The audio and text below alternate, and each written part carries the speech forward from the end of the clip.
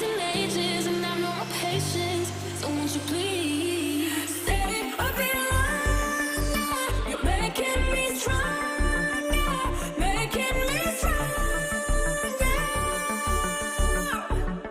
Stay a bit longer. You're making me stronger, making me stronger. You stronger.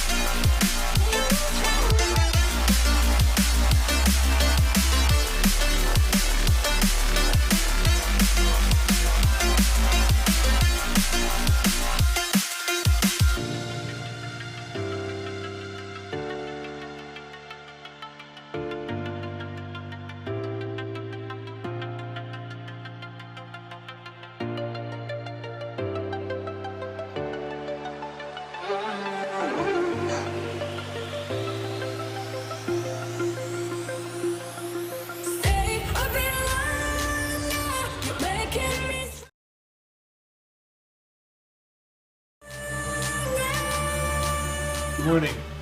My name is Michael Young, and I'm the director of the Entertainment Arts and Engineering program at the University of Utah. I'm here to welcome you today to EAE Launch, our annual showcase highlighting the amazing work of our students, faculty, and staff, and what we do around games education and research. EAE Launch has traditionally been held as an in-person open house event in our building on University of Utah campus in Salt Lake City. This year, because of our response to the COVID-19 virus, we're running the entire event online, opening up all of our presentations worldwide right here on Twitch. This year's event is bigger than ever. We're going to be live streaming content from now until 9:30 tonight, showing over 20 student-made games. We'll have presentations highlighting major games projects from our graduating master's students and our undergraduate capstone students projects. We'll show games from our first-year graduate students that focus on the design and development of some very creative alternative controllers. We'll show small team games from our undergrads in the alternative and traditional game development classes, and some interesting forms of experimental gameplay developed by our graduate students in the experimental games class. We'll also be highlighting some truly innovative and inspiring research-based games developed by the Therapeutic Games and Apps Lab. Throughout the day, there will be also some exciting appearances by our program alumni, by the University of Utah esports team, and by some of our very good friends from the games industry. Today is meant to show off student projects that reflect the core of what we teach here in EAE. Student-centered, interdisciplinary, team-based work that brings classroom knowledge to the very significant challenges of designing and building games. Many of the games that you'll see on the stream are already published, available for free, downloadable from Steam or other distribution sites. You can find out more information about those games on EAE's website, which is also where you can find out more about our undergraduate and graduate programs in game development. If you've got any questions about our program, please feel free to email me or any of the faculty or staff that you see today on the stream. Our contact information is available on our program website, eae.utah.edu. Okay, our streaming program is about to begin. Sit down, put on your seatbelts, and get ready. It's going to be a pretty full day. And as always, stay safe, stay healthy, and enjoy the amazing work of our incredible students. Hi everybody. Back in 2008-2009, Roger and I created and taught the very first capstone class. We had 23 students divided into 2 teams, and they created some really cool games. Here we are 12 years later, and we've got over 150 students and 11 games, and I'm totally blown away at the quality and how impressive these teams have come together to create just amazing games given all the craziness that's happening in the world these days.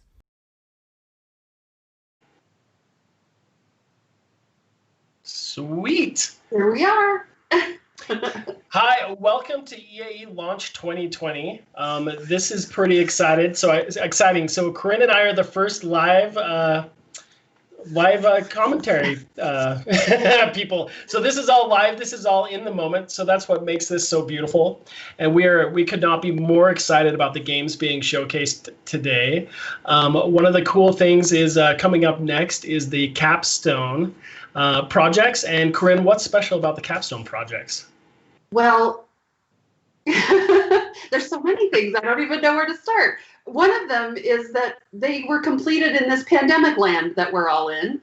And I think that that's been such a testament to how amazing our students are, is that they already had solid teams and were working so good together, and they just kind of transitioned so beautifully. And so it's so exciting to get to show everybody what we're going to be able to show you today in these amazing games. Yeah, so anyone just tuning in, if you're finding us on Twitch or wherever you're finding us, if you're family, friends, former alumni, thank you so much for checking out the student games. So what we have coming up here are 11 of our undergrad games. So like Bob mentioned earlier, this is the biggest group of students we've ever had go through Capstone. So we have 11 teams. We've had 2 semesters to work on these, from concept to prototype to the first alpha. And then finally, we had COVID, which kind of like gave everybody a unique new experience that the University of Utah has never had, which is working remotely, which is a lot of what the other AAA studios and everyone else around the world is doing right now. So we're pretty proud of the education they've gotten with working remotely, as well as the incredible amount of professionalism they have all shown in completing their games. Like, to be honest, they've blown us away. I think the games are better than they would have been otherwise because of that special interaction they've had over this time. So we've been doing a lot of How have we been teaching class now, Corinne? How's that been working? How long? No, well, what have we had to do? Oh, well, we've all lived in Zoom, so that's been exciting. And we've actually been, pretty available in all the other methods that the students can contact us. So we've really been talking. In some ways, I feel like we've talked to our students a little bit more than we normally would have, which is fantastic. I think that I've just been so impressed with how many students show up to our classes every Tuesday and Thursday.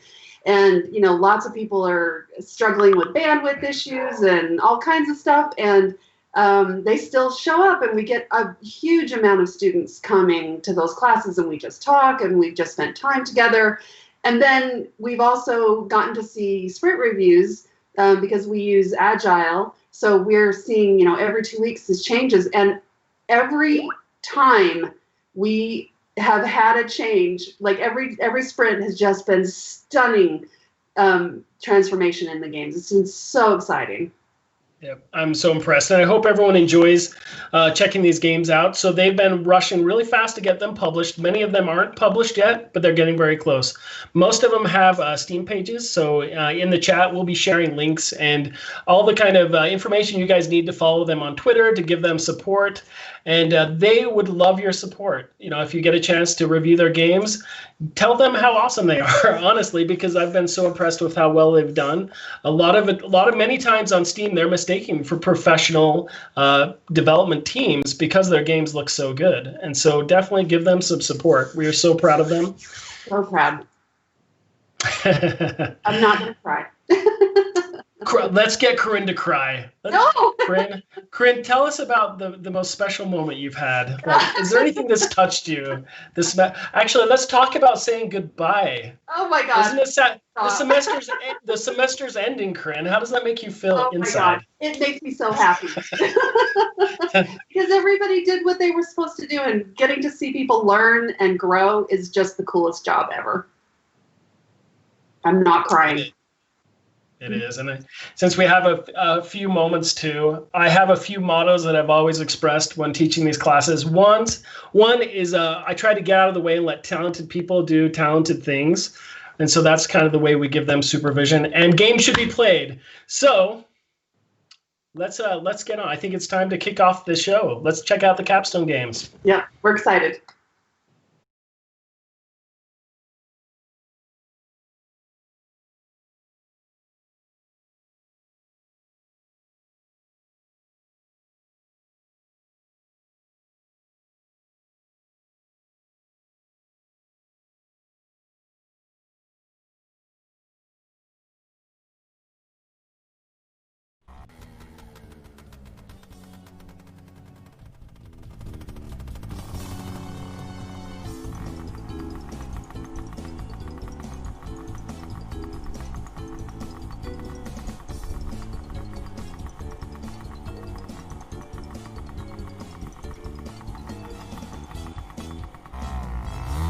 VPS initialized. Oh, I hate that.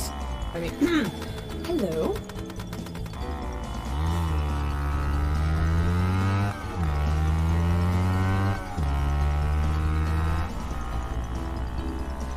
Dr. Bad Injustice Man had an hour-long battle here last month.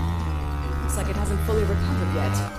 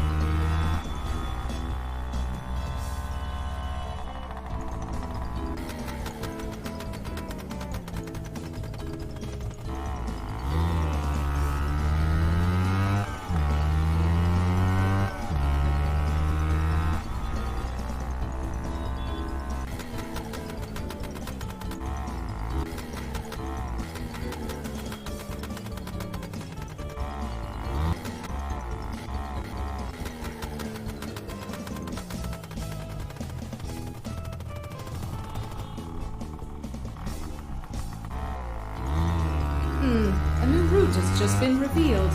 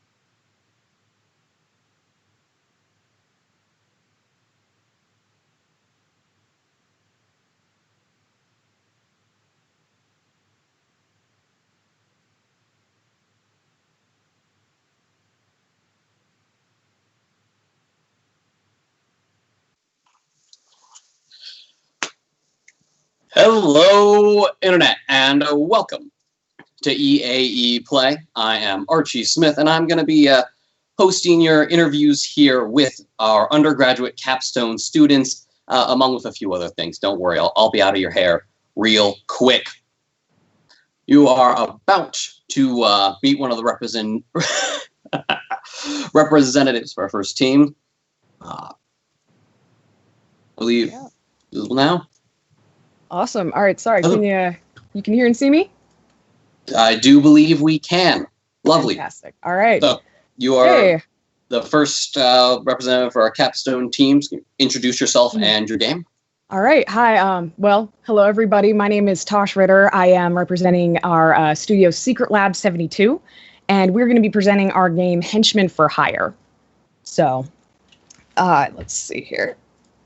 That sounds pretty neat. I got to watch a friend play it one time. It looks really cool. Well, what can you tell us about the game? What's its big deal?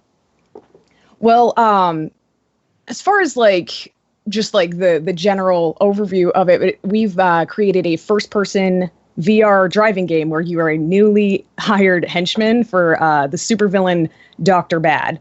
And you're driving, jumping around, sabotaging Peace City while you traversing on the surprisingly resilient moped. So it's been a lot of fun. Been a lot of fun to get this going. Okay. Super resilient moped. That's certainly a new one. What were some of the inspirations? Where did this idea come from? Well, one of the main things that kind of inspired this was we had a we always thought it was kind of funny with some of these different big like superhero blockbuster type like movies and stuff. You've got like these amazing epic explosion VFX, all these, and they're throwing buildings around, you know. But we thought it was kind of funny to kind of embrace the mundane element of like, what if you're not either of those parts? You're just kind of trying to get to work or do this or that or whatever, and then having to kind of deal with all that going on. And then it's kind of evolved into, well, what if you're the henchman? You're just running the errands for the supervillain while all this is happening, and you're doing all the actual work here. And yeah, it's been really funny to kind of explore that vein, I guess. Someone's got to get the milk and eggs while he's building the death ray or whatever. Yeah, pretty much. So I guess, what were the big goals, the visions for what you wanted this game to accomplish? Well, we really wanted to kind of, like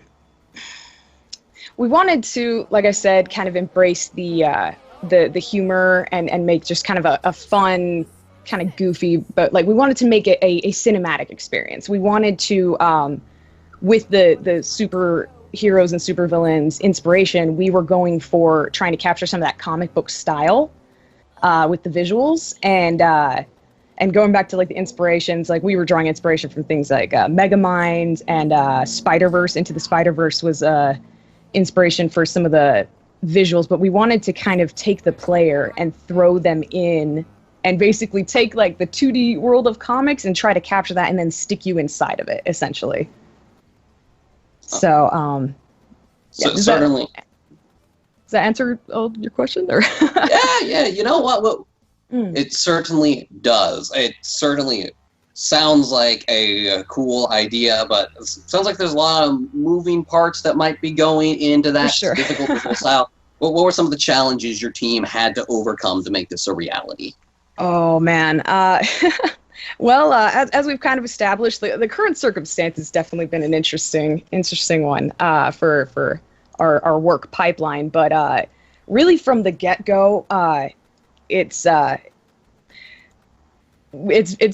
been a really great experience though, with this, despite all of the problems that kind of arise from just game development to begin with.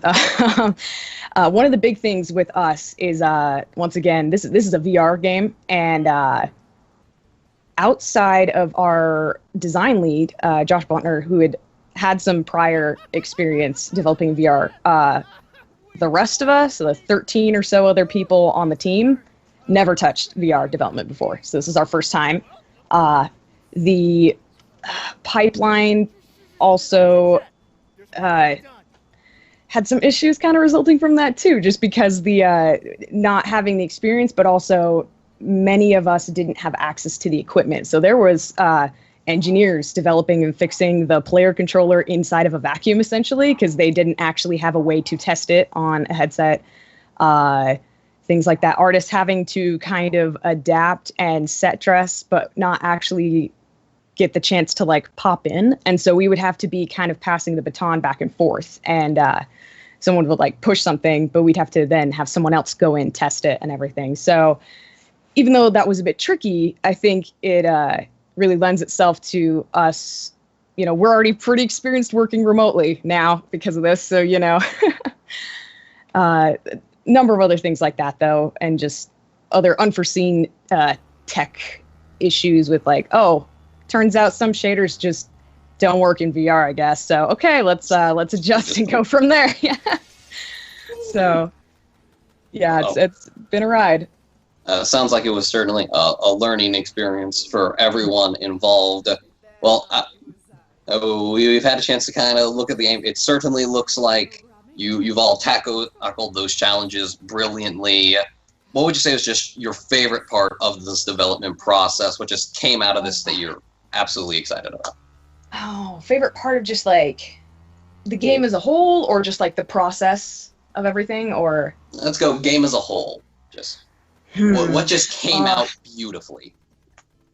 it's hard to pick because there's just a lot of things that have just been so fun. And again, this is with the experience, just this team has been insane. I am really, really lucky to have been able to like work with everybody.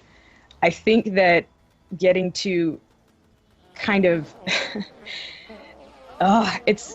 there's some really fun cinematic moments that I could pick out of the game in particular, but I feel like emotionally it was just kind of crazy to be like, wow, we started with this idea, and then the other night when we booted it up and we were just doing some final tests, and then I got to the end, I'm sitting there, I just see Dr. Bad doing his little monologue in his chair, and I'm just like, oh my God, he's real. And like, just, you know, getting a little bit like caught up in the moment of how surreal it is to be inside of it. I think that being able to do this in VR has definitely been just a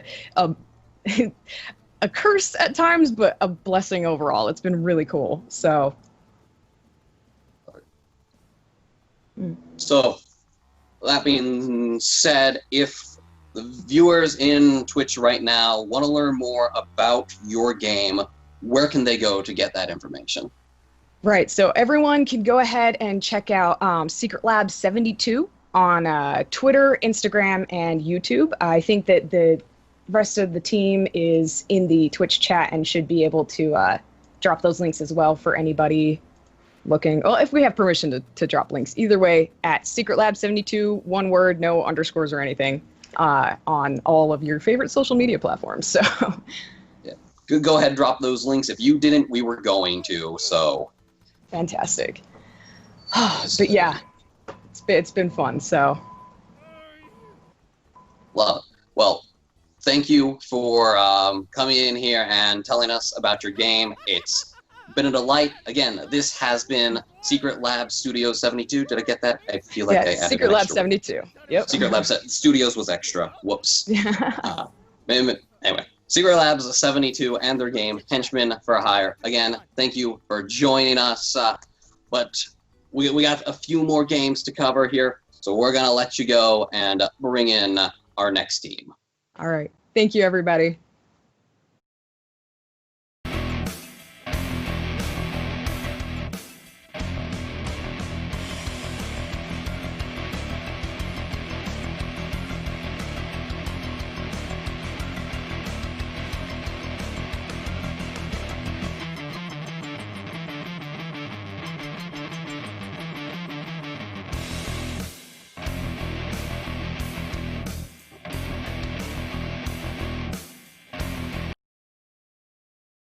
Kill steal.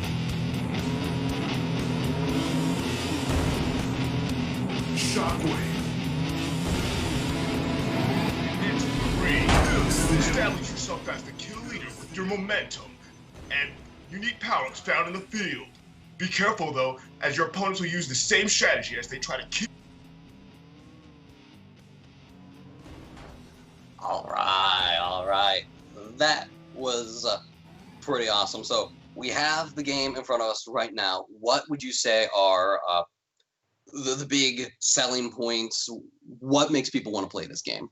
Big selling points would be replayability in our graphics. As a team, we wanted to make sure people could have chaos. There's much chaos and people can have fun if possible. We wanted to encourage like multiplayer or a competition between friends, and so we have the thing dedicated towards kills. And so our highest right now, I think, is 57. That's our high score. So if anyone can beat that, they're open to do so. All right. Wow. Okay. So there's a lot going on in just what we're seeing right now. How did you come up with this idea? What were the inspirations? So our game, Kill Steal, originally was named Chicken Chucking. It was the same thing, a destruction derby, where instead of having multiple power-ups, players would be throwing chickens around along the side of clashing into each other in attempt to gain points and score kills. But over the course from 2019 to 2020, the game changed from going about having themes surrounding rednecks to having Kill Steal, and then we took information from Mario Kart games like Wreckfest, Rampage, or I think Wrecking Rampage, multiple things like that. Mario Kart was our main inspiration, and we wanted to go for a hyper-realistic style because we didn't want to have it like feel, too cartoony or too, I guess, playful. Okay, that's really cool. So, kind of talking about those artistic things here. I mean, your vision for the game. How well do you feel like this kind of lives up to what you wanted it to be? I say it lives up fairly well. At the very beginning, it was kind of like up in the air. There was a lot of, I guess, doubts on where this game's direction was go. But as soon as spring semester started, we really hunkered down on an idea and just went with it. After several iterations, we've made various iterations on power-ups, various iterations on our textures, maps. Like this is our first map. We have 2 more, and so we constantly change back and forth, testing everything, make sure everything felt good, and that so players could have a good time, and it wouldn't feel like, oh, this is like this is a good game, but it's very confusing to play or very hard to, I guess, get into. So learnability was definitely one of the big sticking points. We got to have that in there. Yeah, definitely. For sure. So, sounds like there was a lot going on with just kind of directional stuff, where you wanted it to go. What were some of the other challenges your teams had to overcome to get where we are today? More challenges included like what we wanted to do as our game. Like we started off with just throwing chickens, but then we decided, well, is the only thing we want to do is just throw chickens? And then if we just throw chickens, would players rather be able to only throw chickens, or do you want them to like be able to ram into players? How can chickens relate back to the story? Because our professors told us that this game needs a story, but how can chickens relate to cars? And then so the idea was having a farm, but then we started changing our idea off that. So after we went to power-ups, the next big task was how can we relate these power-ups back to a farm? And so we went from, again, chicken chucking to wrecking rampage, and then as like we were at that point, it was kind of like, I guess, got stale. At that point, we couldn't figure out what to do. So as a placeholder, we then changed it to like Belon Bus Roller Derby, where a bunch of rich people would go around and like an attempt to destroy combustion out powered vehicles in favor of electricity ones. But then people were like, that's cool and all, but I kind of want to keep it more, I guess, realistic, like something that isn't so parody based. And so we decided on kill steal, and then power-ups were the thing. And then so the next problem was, how can we have power-ups that feel good and also feel unique, so players will want to use them instead of, well, I'll just ignore the power-ups in favor of just ramming into people. Wow, okay. Pivoting on the spot, that's kind of really impressive here. So with the way development has gone, and well, we talked about a lot having these really interesting power-ups, what would you say maybe are some of your favorite products of all of this? Favorite products, definitely the laser beam. One of our VFX artists, Sam, he went through a bunch of customization. He made a laser effect. Hopefully you guys have been seeing it.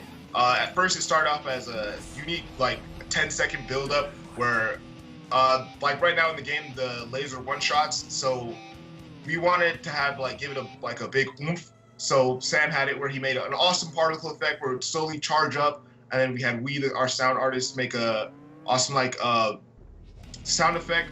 And so when players hear that unique like whoa whoa whoa whoa charge up effect, then a big laser would come out of the front of the car and just destroy anything in its way. Yeah. So after some iterations, we reduced the time. You can still see it in game, and hopefully in the video we get a sick double kill, but it'll cut through multiple opponents and you just see big explosions. It's exciting. It really is. That sounds positively glorious right there. It sounds like it really came together in spite of some of the complications. That being said, if people want to... I'm getting ahead of myself. Is there any other kind of big things, talking points that maybe didn't expressly ask you about that you want to hit before we will plug the Instagram here? So more things about the game. We have it so it went from score to where people would just rack up points as much as possible, and then it went to kills. We made several iterations on our things like dynamite, missiles. We had more power-ups, and we've also been getting a bunch of reviews saying we want people want online or like local multiplayer. We had that in the game initially. It was kind of like finicky. And so post-mortem, we want to put in multiplayer, have a global scoreboard so players can like compete against each other and hold the high score. That would be really, really cool. So excited to see if you can pull it off. If teams want to kind of like stay up to date with this project, they want to know more, where can they find out about it? Yeah, so our game just released on Steam as of April 17th, so please check it out. We also have a Twitter, so if you guys want to, it should be in the chat, the Twitch chat, so also check that out. We'll keep you posted on updates. But yeah, that's it. All right, good thing. Well, this sounds really cool to me. I'm definitely gonna try to give this one a spin when we get done here. Maybe any tips for the beginners to work on that global high score thing? Laser beam and missiles are your friends. You can also perform tricks in the air, so if you want to get real stylish, go ahead and pull some cool flips and stuff. Do the flips add anything to the scoring thing, or is that just for kind of like flexing on the haters? Yeah, just flex. Okay, got it. Well, much I love to talk about this one. This is all the time we have. Thank you for joining us. Can I get the name of your studio again, real fast? Our studio is Time to Kill Studios.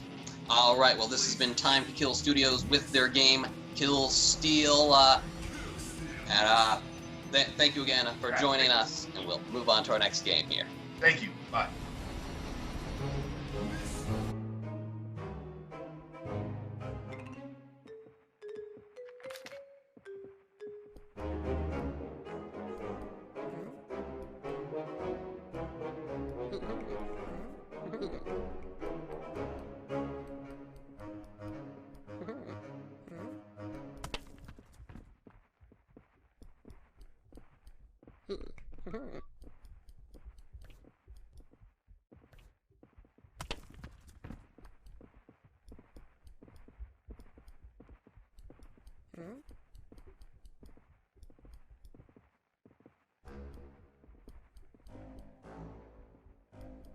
Check it out. There's notification settings there.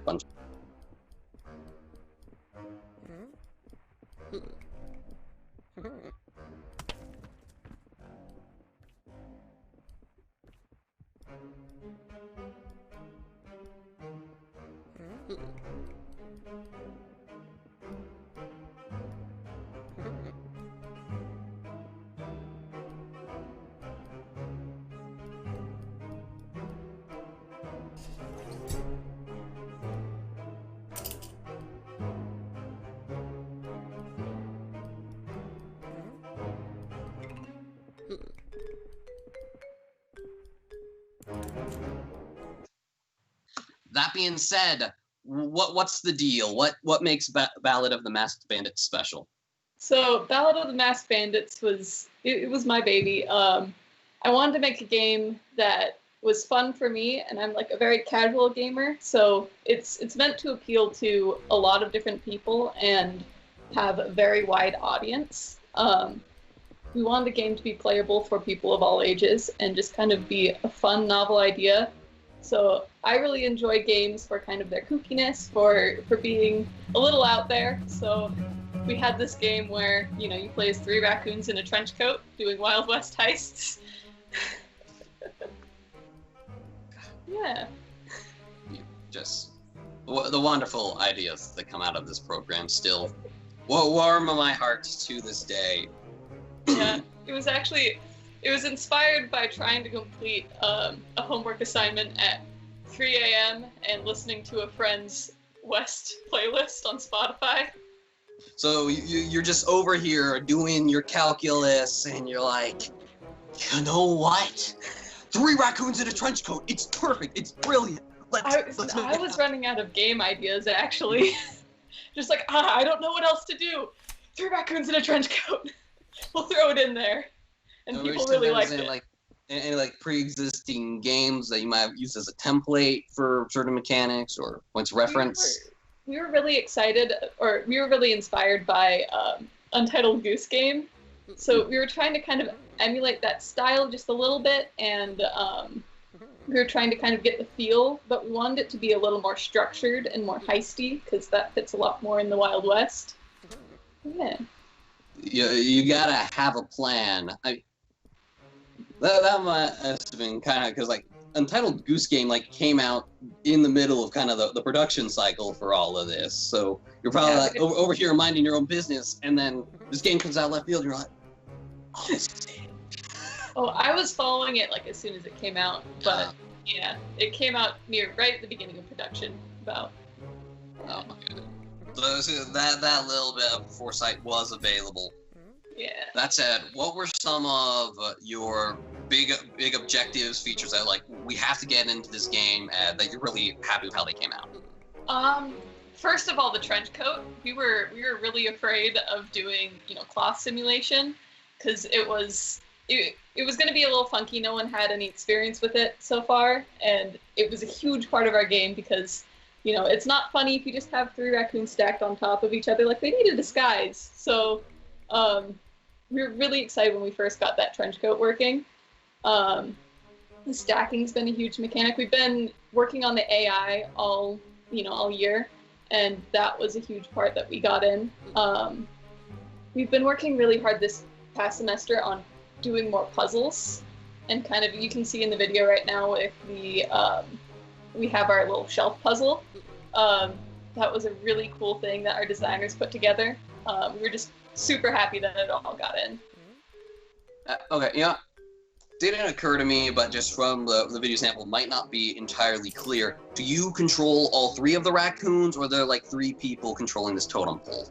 You control all 3 of the raccoons. So part of our puzzles is trying to navigate the space using all 3 of those raccoons to your advantage. So when you have a 3 stack, you're basically hidden from all of the AI. They think you're one of them. Of course. But yeah, you're actually 3 raccoons in a trench coat. They never see it coming. Yeah. So you have to work together. Sometimes you need to have raccoons in different places to help, 2 of your buddies have to get you in, get one of the other raccoons in a different place. Yeah. So it's pretty fun. Certainly. So you mentioned kind of the cloth physics were difficult, and the stacking apparently brought its own things. What was just the biggest obstacles you had to overcome in our development process? I think at first we really struggled to find exactly what we wanted the mechanics to be. We went through iteration after iteration. It was getting a little stressful, trying to find what feel we wanted to go for. Originally, they were going to do like a bunch of different things, each have their own like personality and stuff, but it was kind of hard to design puzzles around that. We were realizing that our original plan was quite a bit out of scope for the class. But we started cutting things and whittling it down, and mixing up how we were designing our levels. And once we started doing that, like this past semester, we've really found our game, coming into its own, finding what feel we wanted for the game, and that's honestly been really exciting for me. It's been probably my favorite part of the semester, just when we finally got our levels to the point where we wanted them. So it certainly sounds like a real kind of watershed moment there.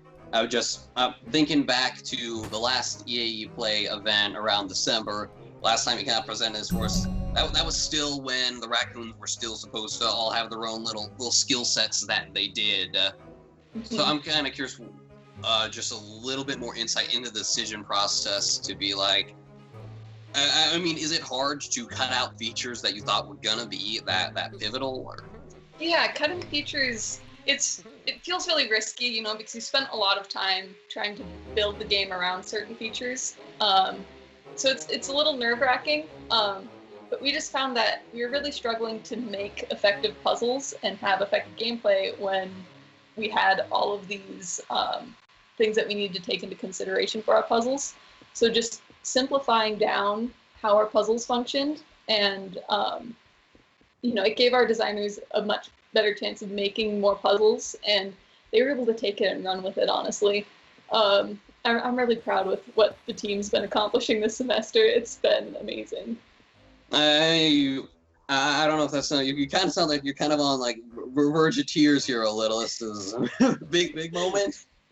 It's huge. I'm super proud. We've all put in a lot of time and a lot of effort into this game, and it's just really cool to see it all coming together.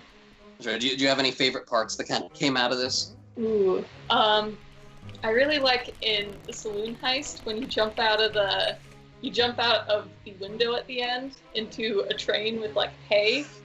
That part's really fun. Oh jeez, yeah. There's a lot of moments that I just find really fun. I just love watching the little raccoons walk around. I've played this game so many times. This is a really nice little block. Yeah, they got going there. So if people want to learn more here about the Ballad of the Masked Bandits, as it were, where can they go?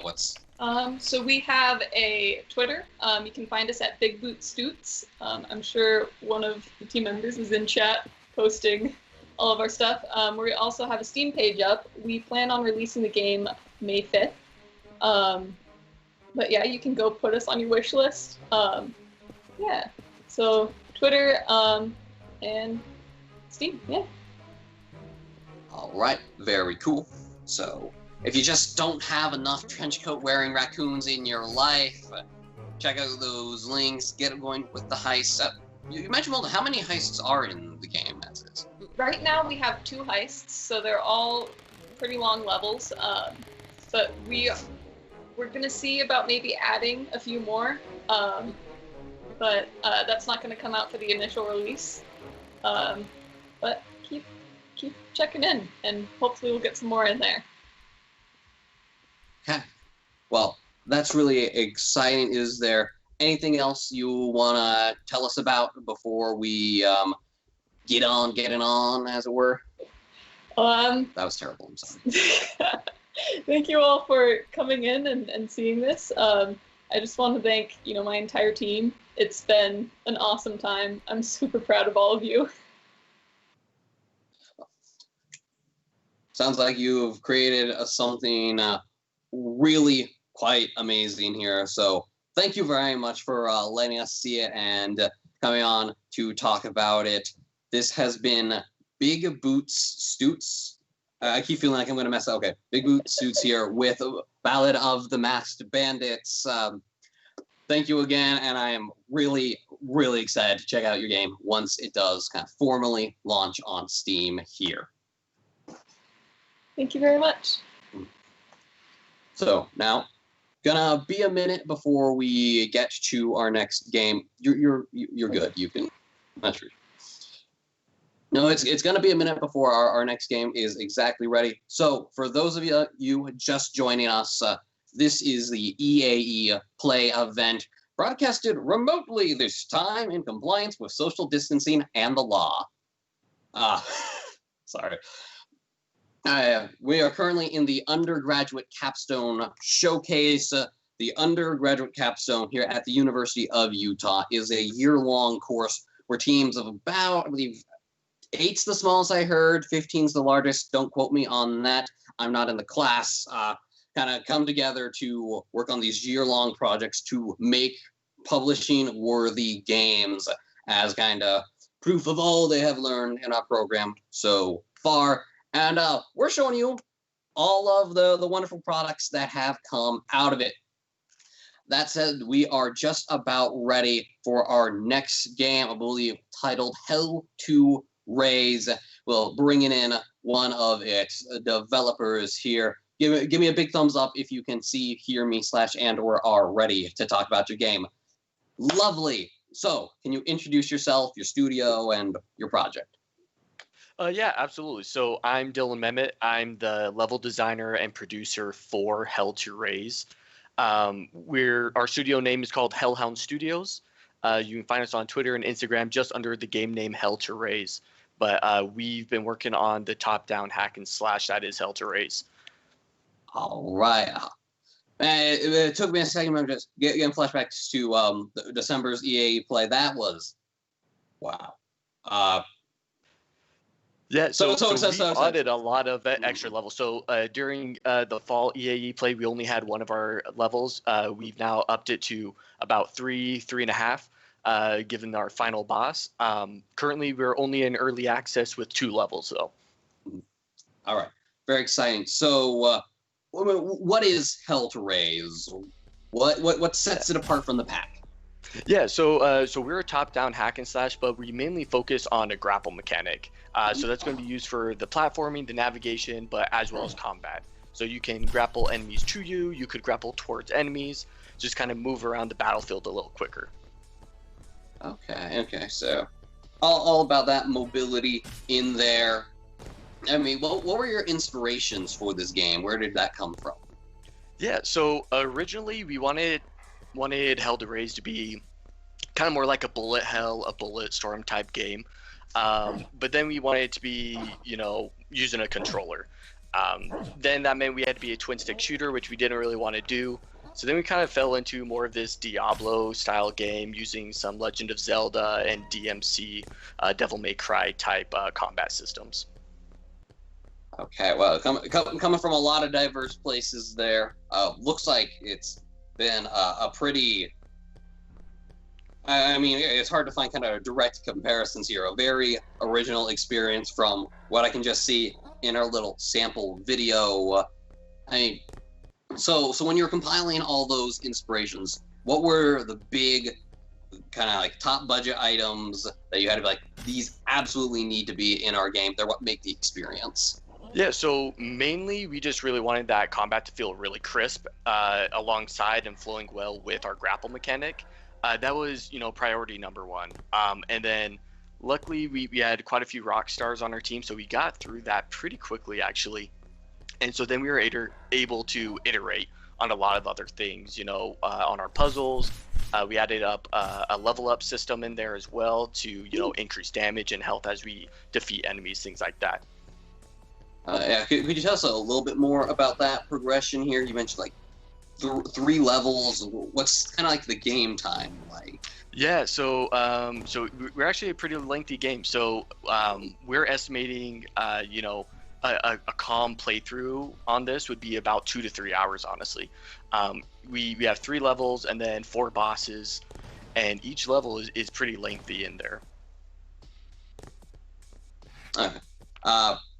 I don't actually know. I just noticed a weird pattern occurs to me that a lot of Hell and Underworld themed games like to fancy themselves roguelikes. It just occurs to me there's a lot like that. Is that something similar to here, or is this... Oh yeah, so this isn't a roguelike. Okay. It's actually, we have saving capabilities throughout it. So as you level up and hit these checkpoints, it does an autosave for us. So if you need to put it down for a while, because it is a lengthy process, a lengthy game, you can set it down, come back the next day, and you'll be right back where you left off.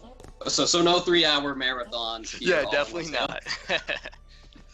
Okay, just checking in, making sure. Didn't quite, but that's it. So a lot has been accomplished here, and obviously nothing's accomplished without a few hiccups. What were some of the difficult moments in building this game? So, I mean, every team has, difficult moments with headbutting on ideas, things like that. Luckily, we didn't have too much of that, honestly. We did have one major struggle where, just due to some, personal things, we lost one of our team members, about 3/4 way through the year. So we did have to pull our combat lead and our vision holder into work on our narrative design since we lost our narrative director. But despite that short time constraint, we were able to still pull that out and get our dialogue in along with our narrative working really well. Well, yeah, dedicated narrative lead. Oh, I've been completely forgetting to ask. I mean, what is the story of this game? Oh, yeah, loosely speaking? Yeah, so we have a pretty lengthy story and some lore behind everything like that. But essentially, you're playing as the Prince of Hell that has been betrayed by his mother, who killed the king, and you've been framed for that murder. So you are now fighting through the rings of hell to reclaim your throne from her. Nothing like an adventure from hell to get revenge on your mom, but to just get the blood Yep. pumping. Yeah, definitely. There's a lot more background and lore to it that we'll get as we, interact with different NPCs and characters within the game. So you really get the full broad story. But yeah. So, I mean, what are your favorite parts of this experience? For me, I personally really enjoy our special abilities. So, on top of just our regular light attacks and heavy attacks, we have special abilities that we acquire from defeating bosses. And they're really fun. So, one of them is kind of a Zelda spin. You hit everything around you about 3 times, and it does a lot of damage. And then we have another one where you essentially get a lifesteal buff. So, every time you attack an enemy, you'll receive life back, and I think that just really adds an extra dynamic to the combat rather than just hack and slash, just mashing the X button. Lifesteal mechanics are always fun to me. Encourages much more aggressive play than passive stuff. So I always love to see those in games. When this was all coming together, because I just know a lot of these projects that can be a bit ambiguous, not entirely clear what's gonna work. Could you nail down one big kind of watershed moment in the development? You're like, this is really gonna work. This is gonna be something fantastic. Yeah.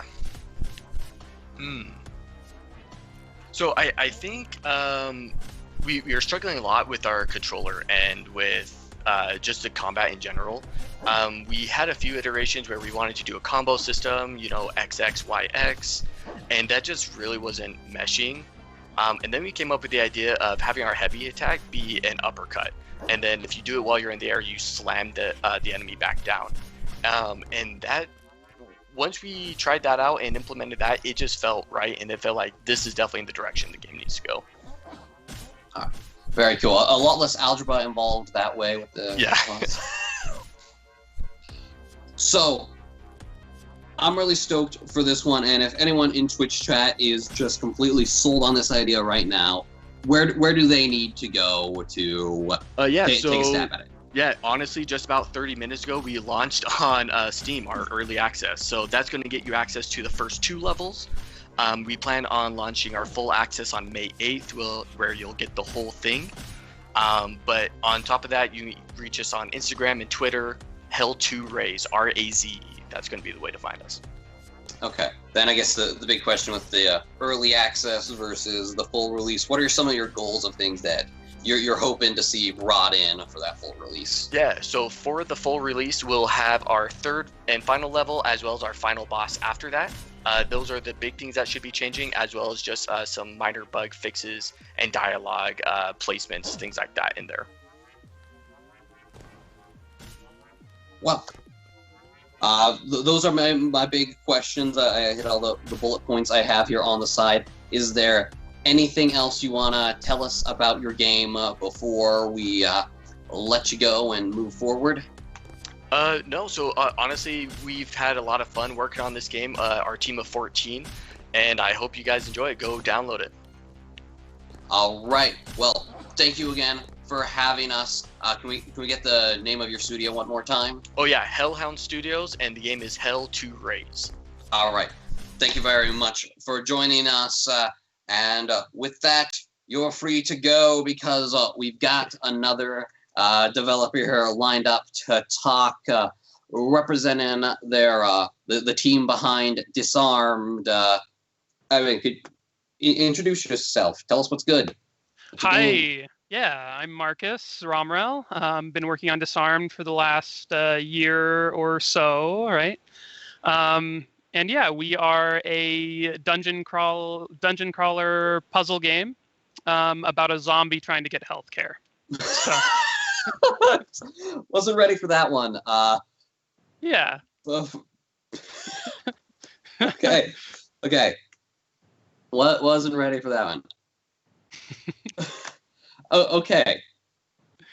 Yeah, so I think one of the reasons we came to this, Disarmed was originally my pitch for a game that to create, and it was originally pitched as a zombie game where you use your body parts to complete puzzles, right? So you pull off your arm and then throw it, and then you get to complete a puzzle. And going on from that, we wanted to sort of go a little bit deeper, find a little bit more meaning to the game. And many of us on the team had times in our lives where we didn't have healthcare, and we were sort of thinking about that whole aspect of things. And so we thought it'd be fun to play around with that and make a game that sort of commented on that aspect of our lives, because it meant a lot to us. So. This didn't have anything to do with current events at all. This was all premeditated in advance. Yeah, I mean, we came up with this months before the whole Corona stuff started happening, and so it just became more apparent how important that is for people when a global pandemic starts. So, yeah. There's always one game that just becomes inexplicably topical right around release. Yeah, for sure. And some of the things that I love about this game is we have some great voice acting from one of our team members, Jesse, and so it's a very narratively driven game where you play as this zombie character and you go through completing puzzles, and yeah. All right, well, we've hit on kind of the narrative bits of it a lot. What are the big mechanical selling points? What do you do? Yeah, so you play as this zombie character, and as you go throughout the game, Mistake. So he was a mistake in originally, and he's trying to get better. And so you are going through the game, and as you go, you unlock abilities, and your abilities, as I mentioned earlier, are your body parts that you unlock. So you go through these surgeries. As you can see here, one of them's happening. The surgeries all involve sort of medieval torture devices that are used to complete the surgeries. So it's we drew a lot of inspiration from games like Super Meat Boy that are sort of funny but also a little bit dark. Yeah, so as you go through, you unlock these abilities. One of them, as you can see here, is you can detach your hand, and your hand can get into small places and complete puzzles that you otherwise can't. Some of the other abilities that you can unlock are things like a lung balloon, or that lets you float. You can unlock your intestine lasso, which lets you pull yourself across different locations. So.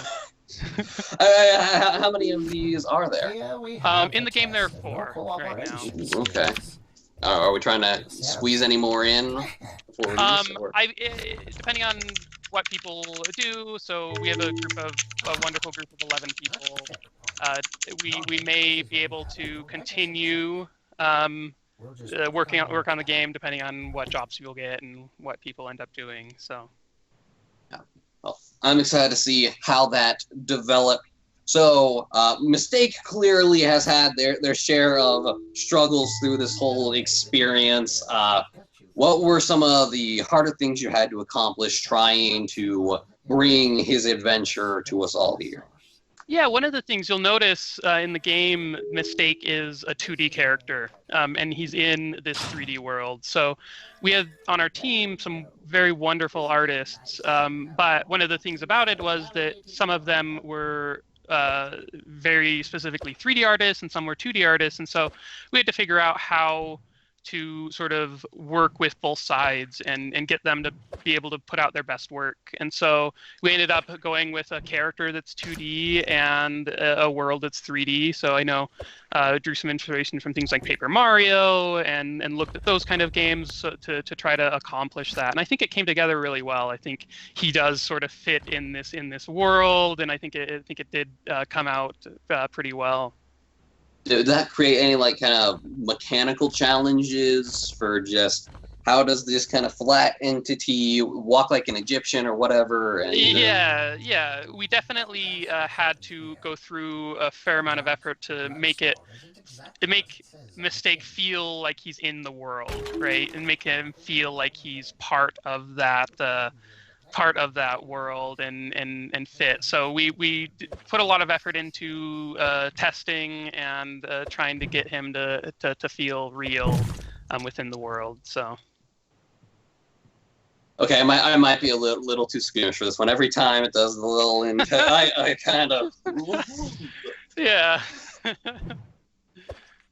Interesting stuff. So, I mean, how long of a gameplay experience are we talking about here with Disarm?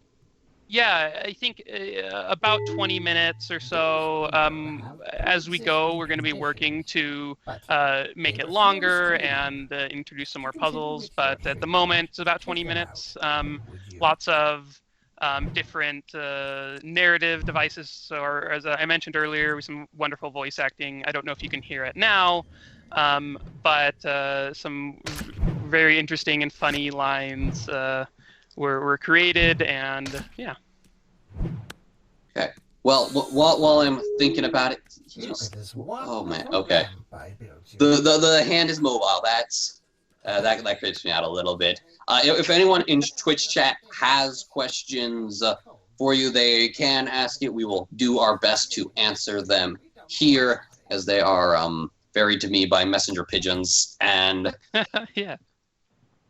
okay, so that is really fun. I've seen a lot of drone powers in games. None of them quite lets you just yoink the old handoff there. Yeah. Wow. Whoa, what a treat. I have completely lost the plot, as it were, but No, I like that it's an experience that people maybe aren't thinking about, or it's maybe surprising. So I think that hopefully people enjoy it. Yeah. are we gonna put him in the an electric chair? Is that what that is? Yeah, so I talked about earlier how each of the ability unlocks is sort of an interesting torture device. So these torture devices are used to improve yourself, so it unlocks your abilities. And this one upgrades your ability to use your eyes. So a side effect of the electric chair is that you now have the eyeball bomb. And so you get to drop the eyeball bomb, throw it, and blow up walls that were otherwise impassable. Okay, so I feel I should just clarify the disclaimers here. Exploding eyeballs, just do not attempt these stunts at home, kids. Yeah, you probably don't want to try this one yourself, but Mistake does it just fine. Yeah, well, we got a lot of these. Do you have a favorite power here? I think one of the eyeball bomb is super fun to use. I think it's super enjoyable. One of my favorites that we came up with during our testing, we had a brainstorming session early on in our development where we were just thinking up anything that we could do with different body parts, like how to use them, how to get them into the game. And one of our artists, Lauren, she came up with the idea of the lung balloon, which I just love. You'll see here, we unlock it in just a second, and you'll see him using it. It's so fun and just quirky and intriguing. And yeah. I don't know if I'm ready to witness the lung balloon, but we'll certainly give it a go. Okay, so what do we have here? You know what? I don't want to know what's happening. You may not want to know if you're don't. squeamish about some of the other stuff. I don't have the stomach for this. Okay. So here we have the lung balloon starting, and you can use it with your lasso, and you float along through these wind channels. Yeah. He's like one of those sea creatures. I don't remember what their deal is. Do they repel their innards out through their mouth like scare away predators? Yeah, I've heard of that. I don't remember. I don't either. I'm not a marine biology student. So. Yeah. Okay, so we do have some questions from chat. One from Pepperoni was actually just asking about the body part one, so we'll slap credits on that for them. Luke, was the fish, are the top half of the pipes being removed or just turning invisible? So that's something we worked on. They are just being turned, like the actual game objects are being turned off. So like as you're going through, it's then making those invisible so you can see whatever's happening below. Yeah. So Mike Breeze seems to want to know what was kind of your designing and playtesting process like for these puzzles? Yeah, so as we were going through, we did have a fair amount of playtesting. So we had people from our capstone group playtest. We also had some wonderful opportunities to use the U has a studio set up to do playtests, and we went in there and we captured facial footage and saw what people were really getting into and what people really liked. And so we found that as we were going through, people loved the different abilities and the I-bomb. And so we really worked to get those aesthetically pleasing and working. As for the gameplay, really we were aiming for just quirky and fun, and anything that added to that is what we were looking to do. All right. Well, that is our win screen right there. So, if people want to give this game a spin for themselves, where can they go to kind of get their teeth into it? Yes. Yeah. So we are releasing on Steam. It isn't out yet, but it should be within the next couple of days. So you can look for us there. We also have all our social media. It'll be being shared in chat. We are Arm and Leg Studios, so you can find us on Twitter, Instagram, Facebook. Yeah, that's where we'll be, and we'll be ready for release on Steam. You can look for us there and download us, and we'd love to see what everyone else thinks about what we've been working on for the last year. Okay, well, and thank you very much. That was a treat to look at. I was particularly excited about this one. We didn't get a chance to look at it at the last EAE play, so I was kind of coming in blind, and I'm positively blown away. What a delight. So I'm so happy to share it with you, and thank you. Okay, well, this has been, you just said it, and it already slipped my mind. Was it like Arm and a Leg Studios? Yes, that's it. Let's go. Got one. Okay. So this has been Arm and a Leg Studios with their game Disarmed. It's still going to be a couple days before it comes out, so stay up to date with their Twitter stuff so you can know when it's available on Steam. That's going to be it for us here. Thank you again for joining us, and we're about ready to get ready for our next game in the lineup.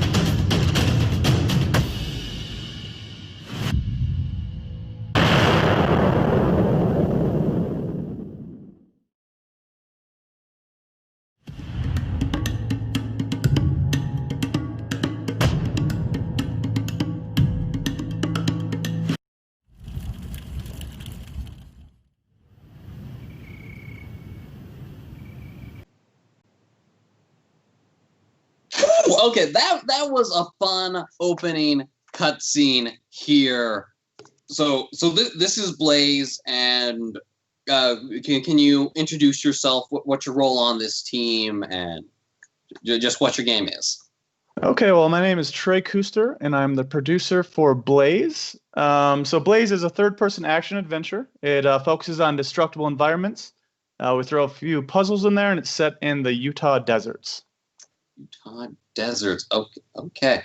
I feel like I just have to ask. Opening cutscene. What was the idea for our little arm dudes there? Because that put a smile on my face. So the idea of the humans and the robes, and they are so essentially the humans are corrupting all the other elements, and the last one that they have not corrupted was the fire element. So they're on top of a volcano. They're just trying to take control of fire, so they have control over all of the elements. Oh, they're the bad guys, but they look so cute with little I masks. know, right? It's fantastic. They are very cute.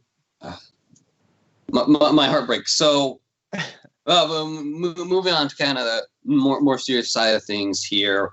Blaze, what's its big deals?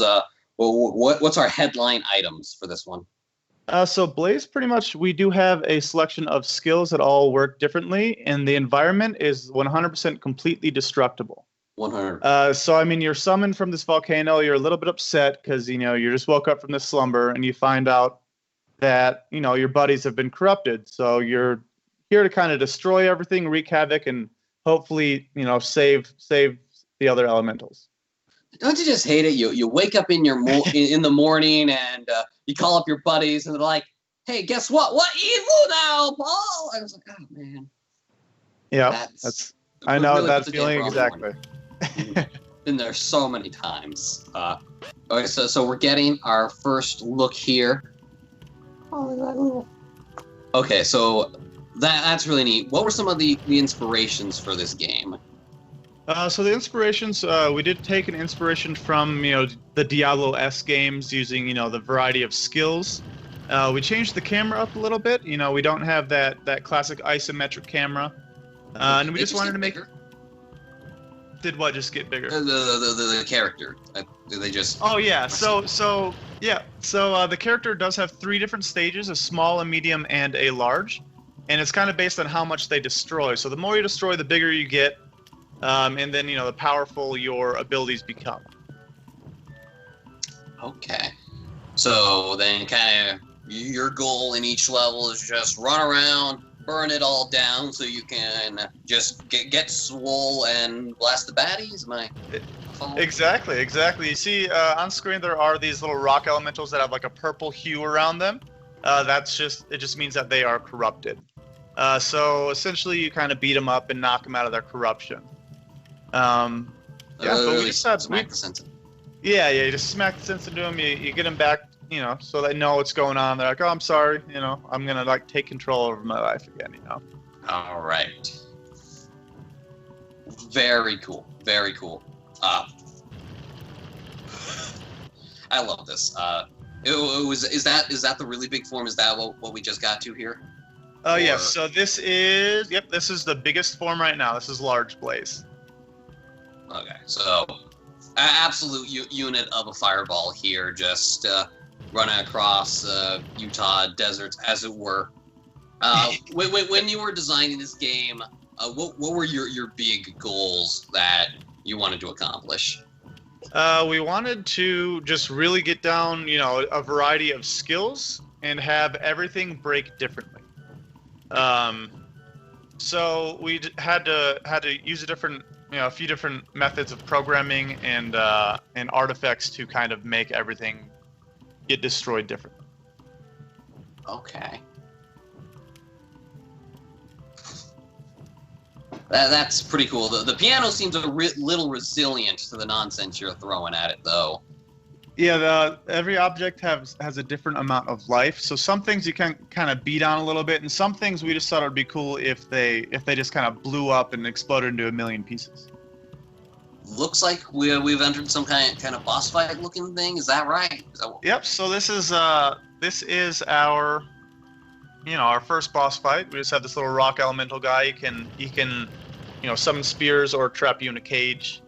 And yeah. He was pretty fun to kind of figure out what mechanics we wanted him to have. While we're talking about some of the mechanics, Twitch chat wants to know, what sort of software did you have to utilize to get all of the destructible buildings where you wanted them? So we did use a lot of... Well, I guess the game is made in Unity. We did use a lot of different mechanics in Maya, and then just breaking stuff up and putting it back together and blowing it up and just keep exploding it, and then we used like mechanics, like scripted mechanics as well. Okay, so a lot of stuff you just kind of brewed together yourself using the tools in Unity and my Charcoal Studios family recipe. Exactly, and then we threw some scripts on it, and we just kind of trial and error. You keep going over it, and then eventually it blows up kind of how you like it, and you're satisfied with it. Okay. Get the explosions just right.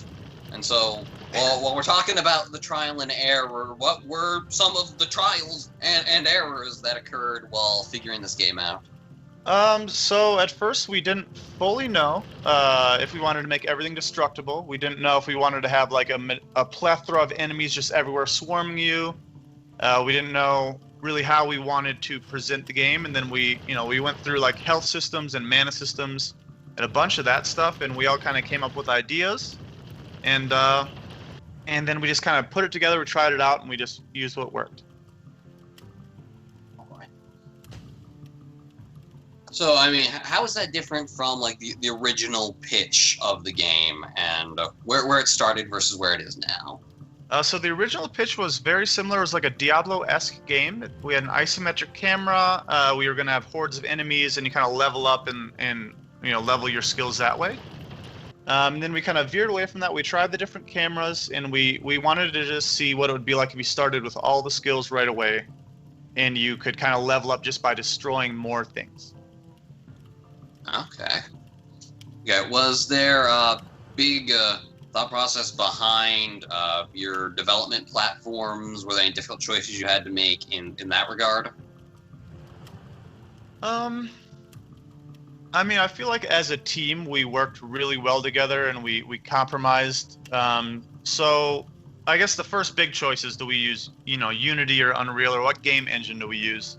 And we all just kind of had to sit down and talk about like what the strengths, what the weaknesses were, how efficient we were in the different programs. And then I guess as a team, we kind of figured everything out that way. That's cool. We got kind of big rock snake monster going down. What's his deal? So he is exactly a big rock snake. He works kind of like the old-fashioned snake game, where he kind of chases you around, and you kind of defeat him by having him run into himself, and then after he gets small enough, you can damage him directly with your spells. Okay, that's kind of a fun little mixed inspiration thing right there. Oh, okay, it looks like they were able to get it done. Oh, he speeds up. That is...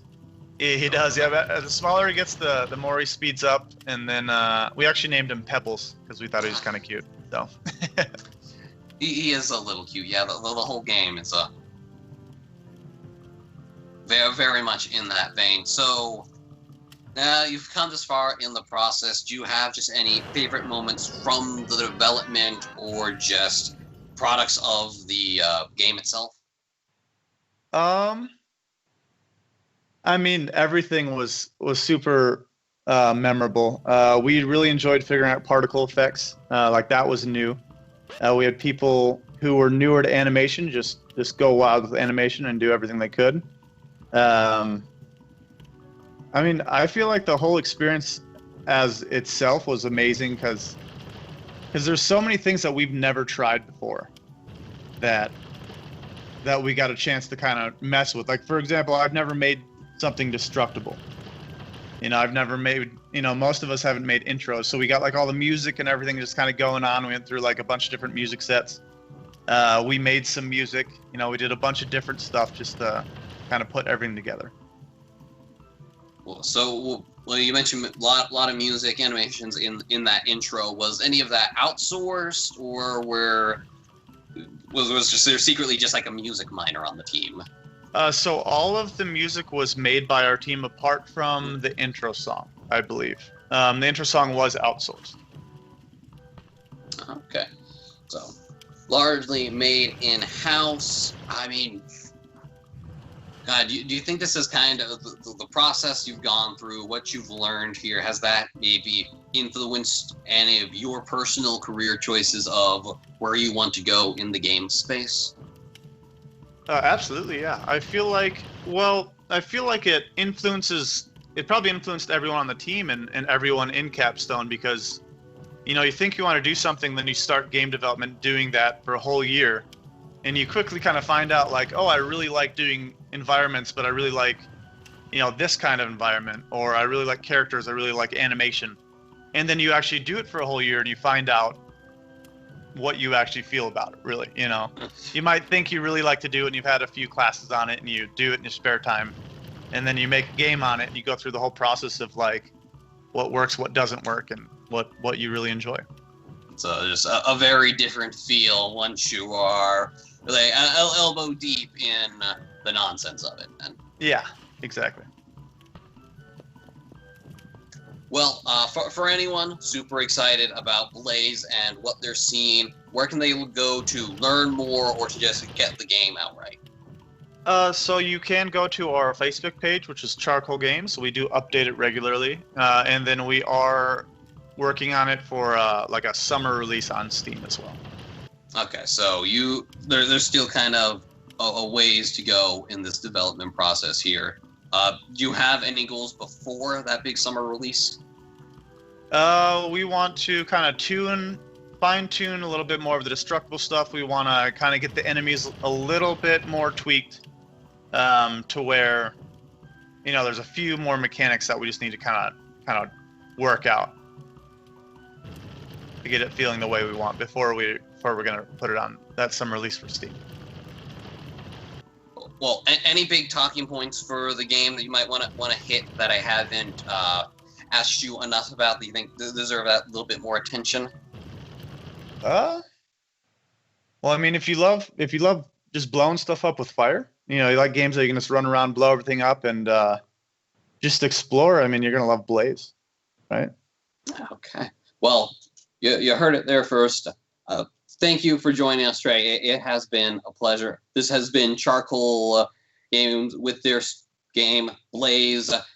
Summer release in the card, so stay up to date with their social media if you want to know exactly when that's coming out. That's going to be it for a little bit here. Where it's going to be, we're going to go to a little break before we go to our next game, Sand to Surf. So don't go anywhere. That one is really something special.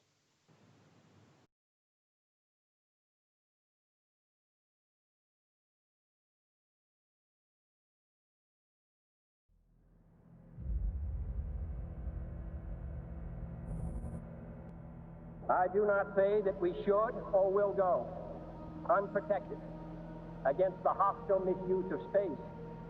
But I do say that space can be explored and mastered.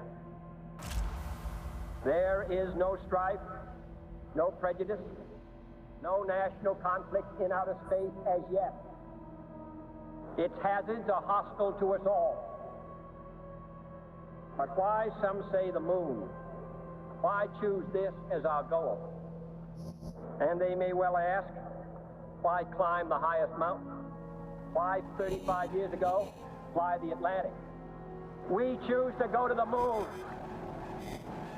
We choose to go to the moon in this decade and do the other things. Not because they are easy, but because they are hard. Because that challenge is one that we're willing to accept. One we are unwilling to postpone, and one we intend to win.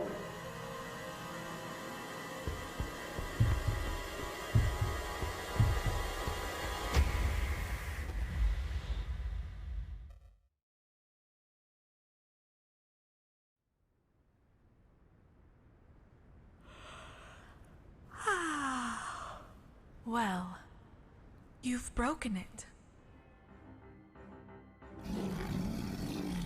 There isn't enough time to let you learn the full extent of the powers of the Geomancers. A crash course will have to do.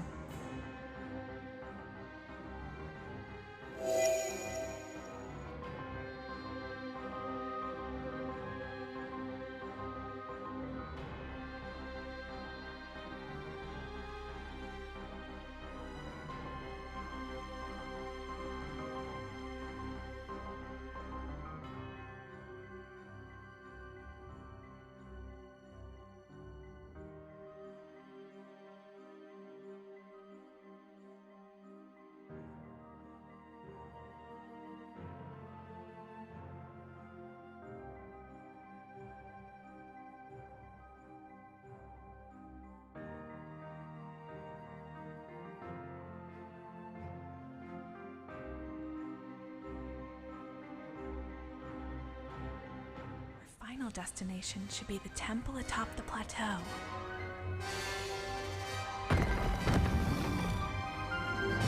Beware. The most powerful spirits will be found there.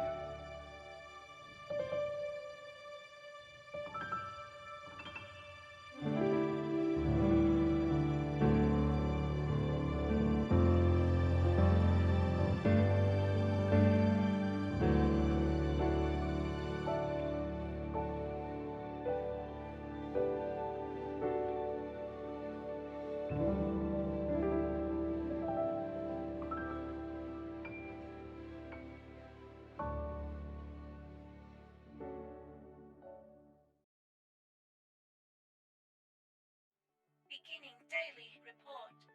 Temperature, check. Humidity, check. Power, offline.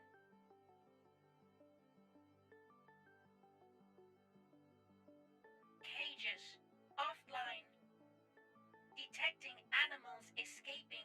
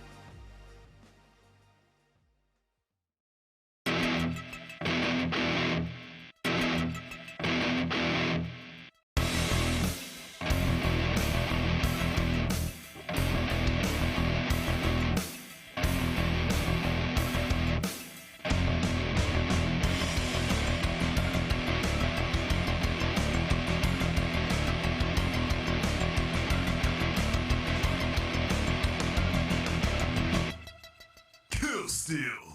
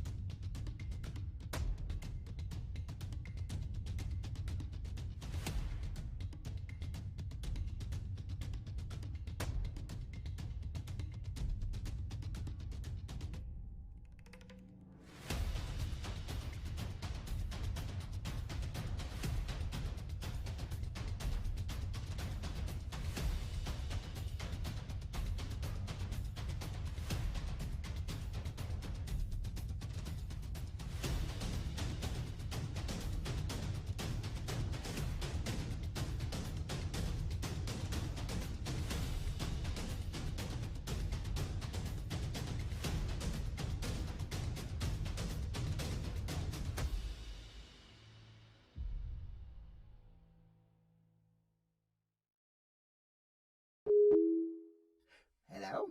Hello? Is this thing on? Ah, hello. Greetings, denizen. The wait is over. You have been approved for our program to address your condition. Please step through the door to begin the process. Welcome to the care facility.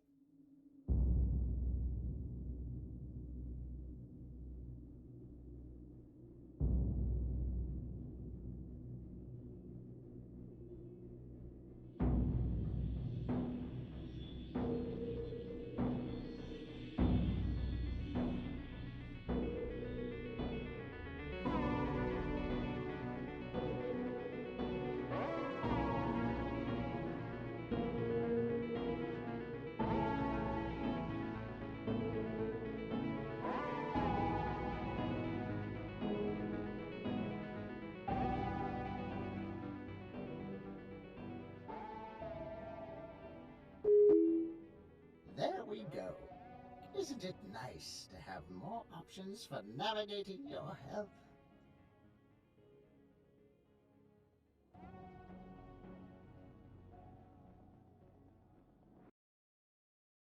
Hello, my name is Dr. Bad, supervillain extraordinaire. And I need you as a new henchman.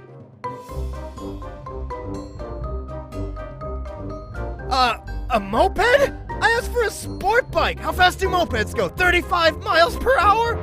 You may have heard slander against my organization from my arch nemesis, Justice Man. But I'm here to quell those rumors. This job isn't hazardous. You'll never interact with dangerous material.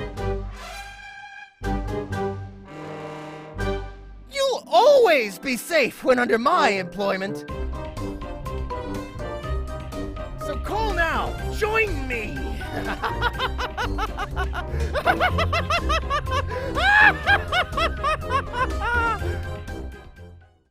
Did we get it? You pressed record, right? Get that thing out of my face! Alright, maybe they found the other one, but they're never gonna find Secret Lab 72. They what? They what?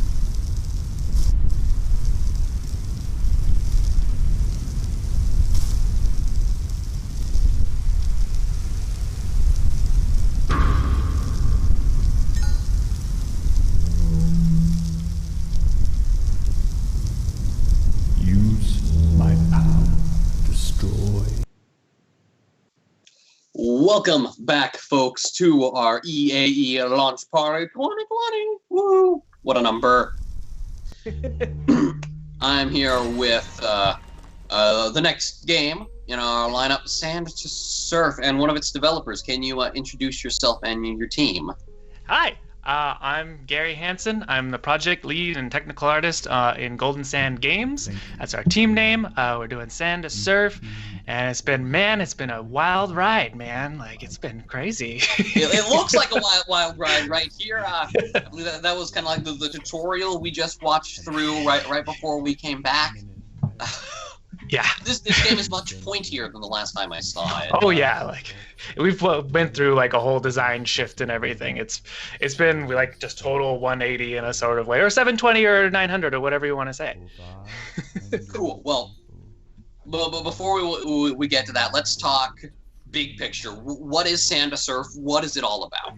All right, Sand to Surf is all about going fast. It's a blend of the action, extreme sports, and adventure genres, and so you're going fast. It's like snowboarding games you've maybe played before, but we've also tried to mix in sort of an open world adventure-y feel so that it's something different. That's what we're kind of going for the whole time. Something different than what you've expected in either one of those two genres.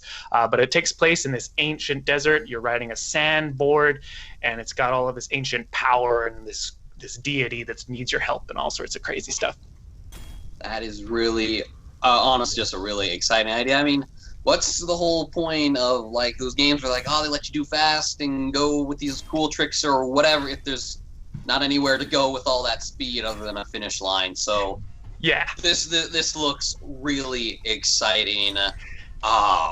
Yeah, and that's kind of like what we try to do with the blend of it. Was like, because like we had a lot of inspiration with like SSX or Steep or those kind of those downhill snowboarding games that a lot of our team really enjoys doing tricks and all of that stuff. But we also love things like Breath of the Wild and all of those open world type games, and we wanted to try to find if there was a way to kind of blend those two ideas together. And so the game kind of switches back and forth between like a downhill slalom course feel and then these more open areas where you're free to kind of just find a hill to jump off of and do a trick and spin around in. It looks like a delight to play. So could you tell us a little bit more about what we're seeing? There's these glowy orbs we're picking up, the big glowy orbs near the spider guys we're ramming into. What's going on? All right, so the big challenge with it, since you're not going downhill all the time, that has the problem of like you've built up this momentum, but then you have to go uphill sometimes, and so you just lose all your momentum. And so these crystals you can see behind the surfer right now, those are essentially boost cores. And so you pull the right trigger and you get a kick of energy and you go up to really high speeds, and that gives you your speed. But like that energy is a limited quantity, and so you have to find ways to gain that energy back, and you can do that by picking up the glowing orbs, picking up the energy underneath those big old sand crabs, or you can gain energy by doing tricks. The more you spin, the more you flip, the faster that you do that, the more energy you gain. And so it really encourages you to look for those opportunities to look cool, but also it gains a gameplay element so you can keep kicking faster and faster and faster. Right. So those big enemies, they're giant crabs. Is there a weak point you can attack for massive damage, or is that the wrong game demo I'm thinking of? Well, so that's something that we've talked about a couple of times. The crabs themselves are more of an environmental obstacle. They're large enough that it's more so you're just trying to get underneath that arch, and that's kind of the gameplay element. They're relatively harmless otherwise, but like you can see here, like crashing is a big problem because it takes away all of your speed. It takes a minute to get going again, and there's a speed running element to the game. Like when you get into the course areas, we're timing you, and so you want to get those faster times just for your own gratification and to like bragging rights, really. But like that speed Speedrunners is are gonna go nuts. Yeah. And like speed is the name of the game. It feels the best when you're going super fast, and so you want taking that risk to get that energy underneath the crab is paid off by getting it. You can just kick right after, and even going under the crabs gives you that speed. But here you can see we actually do have other enemies. That's a sand shark, and these enemies will come and try to attack you and actually take you down, and so it has a balance of that area. And you kind of get totaled there and going back a little ways. Yeah. I love the look of the game. I'm always kind of taken aback when I see it. You see, I'm supposed to have this list of things I'm supposed to ask, but I am lost in the sauce right here. This is. I will take that as a great compliment. Oh, all right, but you mentioned some stuff about this ancient desert, the ancient deity, or whatever. What's going on narratively? Narratively, okay. So this is something that we went through a bunch of changes and moves around in, just because we knew we wanted a narrative component to it, but it's hard because you are going so fast, and you've made the player want to move very quickly and get things going, bam, bam, bam, bam, bam. But so to like slow things down and to like really bog them down in too much story, it felt too bad, because it's like, oh man, like I was just going like 100 miles an hour, and now I just got to sit here and wait. And so it was a thing about balancing between giving them those moments and then giving them a moment to breathe, because that speed kind of like, oh man, like whew, there's so much going on.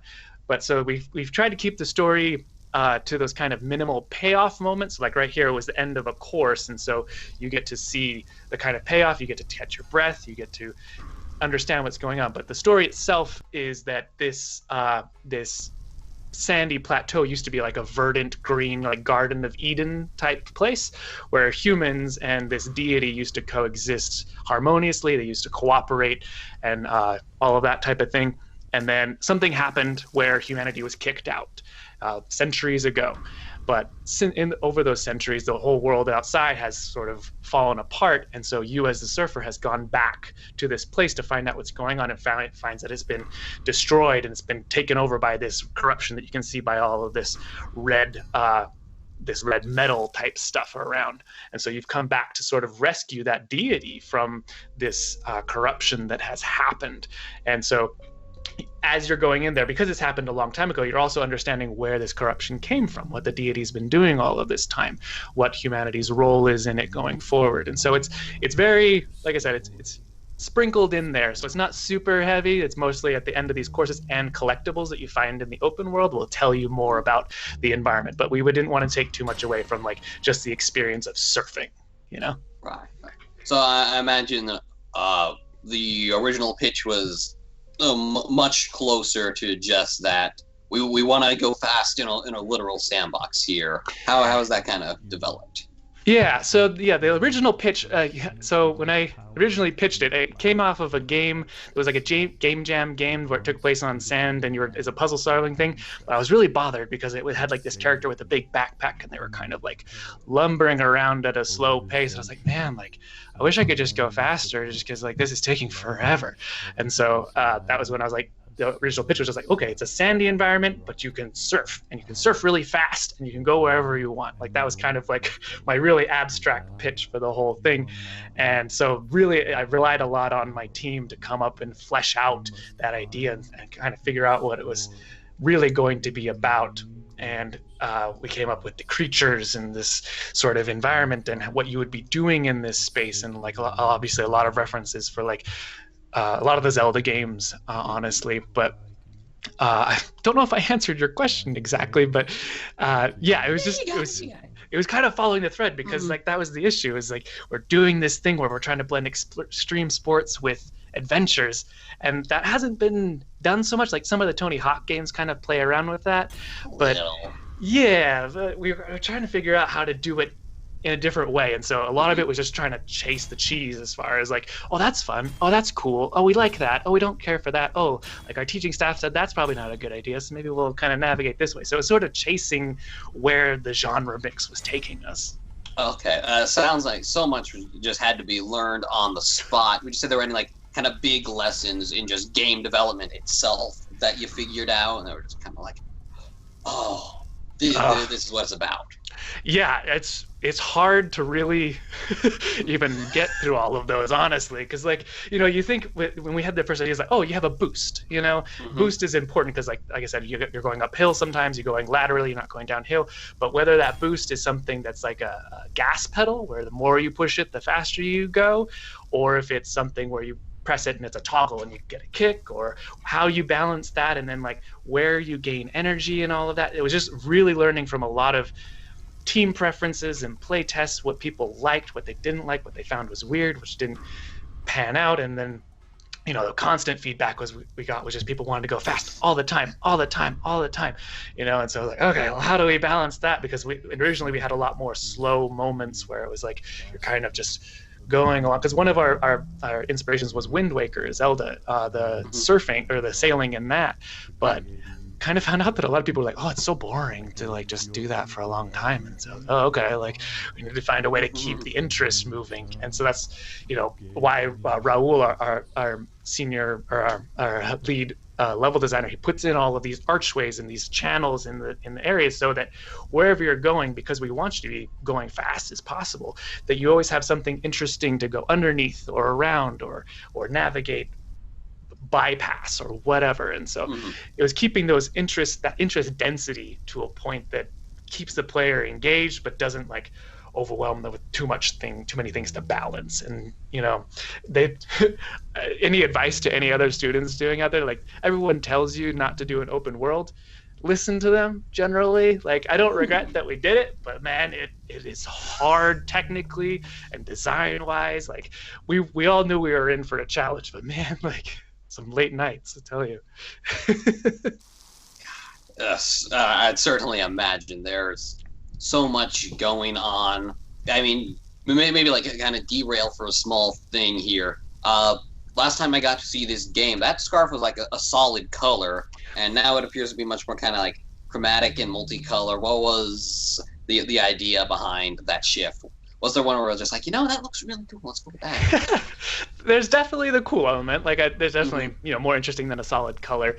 But something that was important to me is that because it's an extreme sports kind of vibe, like I feel like in most every extreme sports, there's a kind of an air of irreverency in there, a kind of like punk, like, you put stickers on your board. Yeah, like stick it to the man type of idea. And so, and like the idea that like inherently the premise is sort of silly. Like you're on a sandboard in the sand, like, with all this ancient power. And so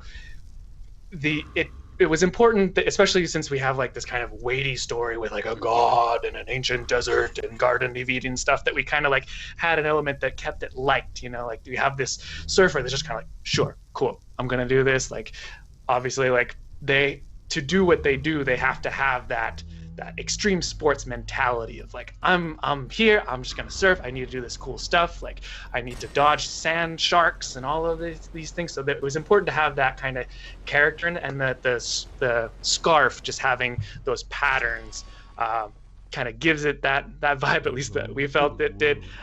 There's also an element in there that, and this is a feature that might not make it in, so don't hold me to it, but when you gain the collectibles, it will add tiles to your scarf just to show that you've gained these collectibles, and that it'll, you can have that sort of cred in your screenshots or whatever. That does sound pretty fun. But while we're talking about features and releases, what platforms is this going to be available on once it does go out? So this is a Steam release only. We had enough technical challenges to just meet that getting out on a console or something was a little bit out of what we were able to do. So yeah, Steam, it should be releasing on Friday.